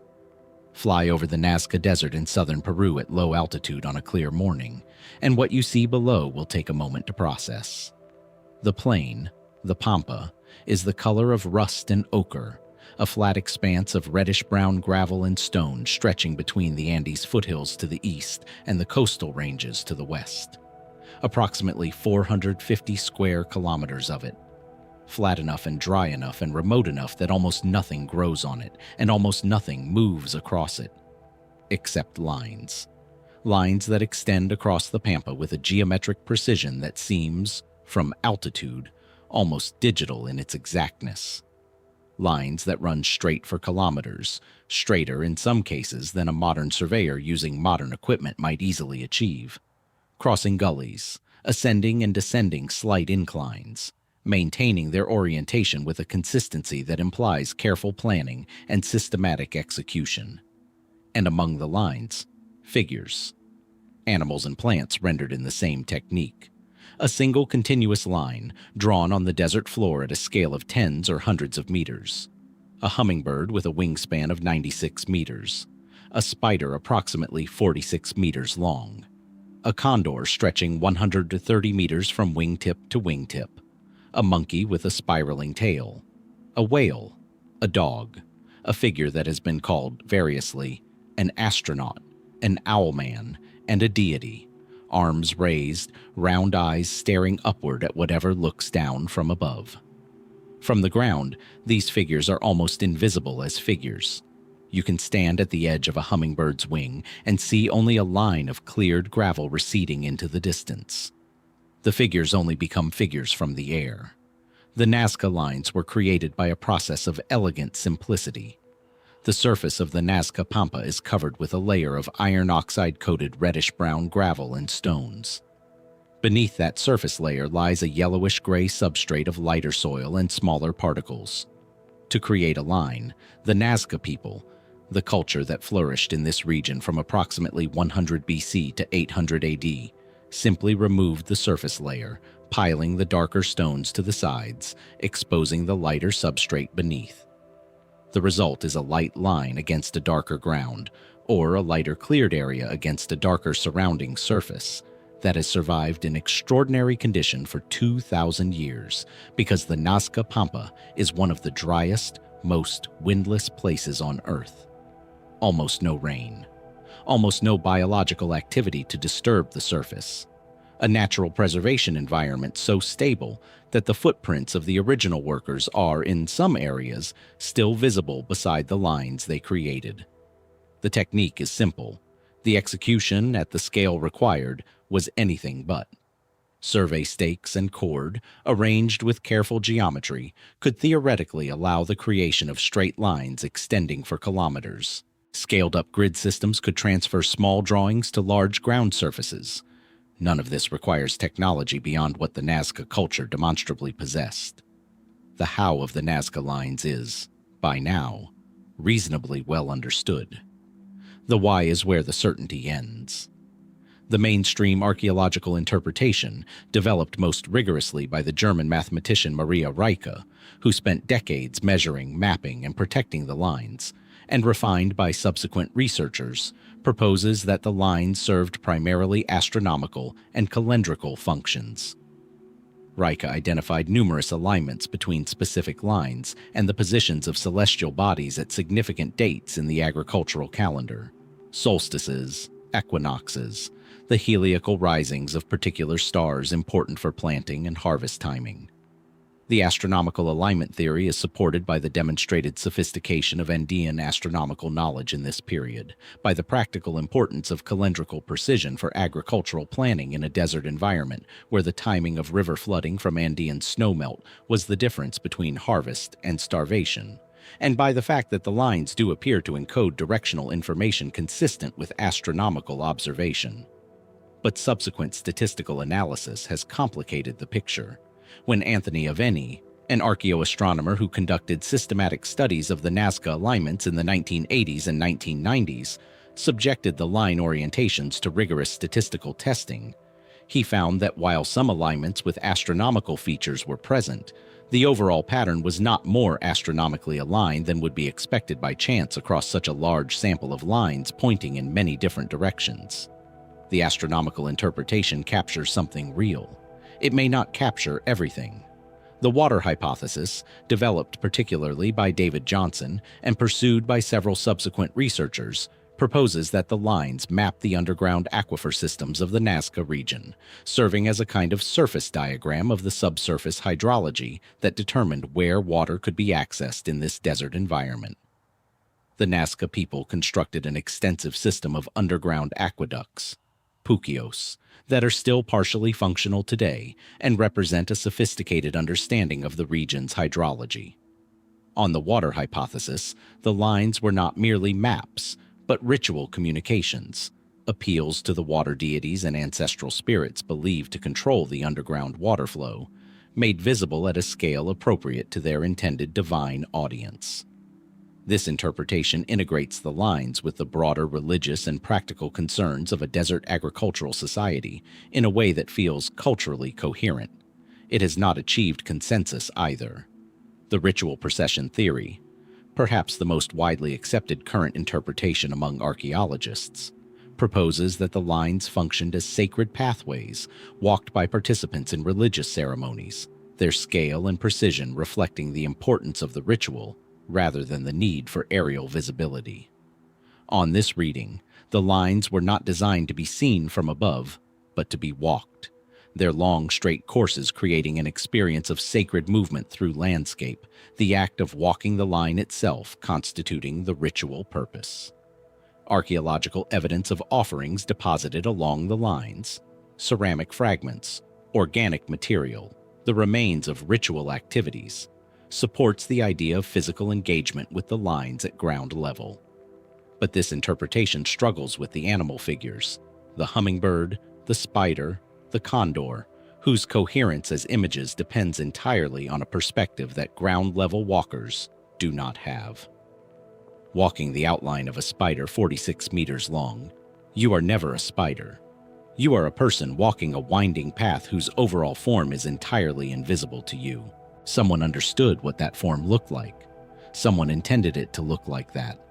Who was the audience for that intention? The more speculative interpretations have included proposals that the Nazca people achieved controlled flight, hot air balloons constructed from local materials, capable of achieving the altitude necessary to observe the figures from above. Experiments by the researcher Jim Woodman in the 1970s demonstrated that a balloon constructed from materials available to the Nazca culture could, in principle, achieve low-altitude flight over the Pampa. Whether this represents a genuine ancient technology or an intriguing but unprovable possibility, the evidence does not clearly say. Then there are the interpretations that require no ancient technology at all, but instead posit an intended audience that was never human. The figures as messages, appeals, or markers addressed to divine or supernatural presences understood to exist at altitudes above the human world. On this reading, the aerial perspective is not incidental. It is the point.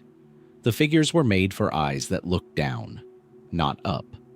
It is a reading that requires accepting the Nazca people's own cosmological framework as potentially relevant to understanding their behavior, something that scientific archaeology has historically been reluctant to do, and that recent researchers have approached with more seriousness. In 2019, researchers using drone survey technology discovered more than 140 previously unknown figures on the Nazca Pampa, smaller, older, created by a different technique, belonging to an earlier phase of the tradition than the large animal figures. Human forms, trophy heads, warriors, images that complicate the straightforward interpretation of the tradition as primarily astronomical or hydrological.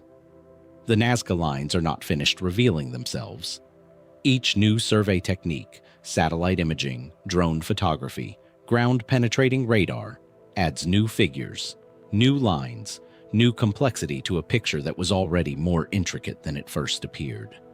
Somewhere on that pampa, under a layer of gravel not yet removed by erosion or investigation, there may be figures not yet seen. And in the relationship between those figures and the ones already mapped, perhaps finally, a pattern clear enough to tell us what the whole thing meant. Or perhaps only a deeper confirmation that the people who made this were communicating something so embedded in their specific understanding of the world, the cosmos, and the divine, that it will remain, like the lines themselves, perfectly clear from a perspective we have not yet learned how to occupy.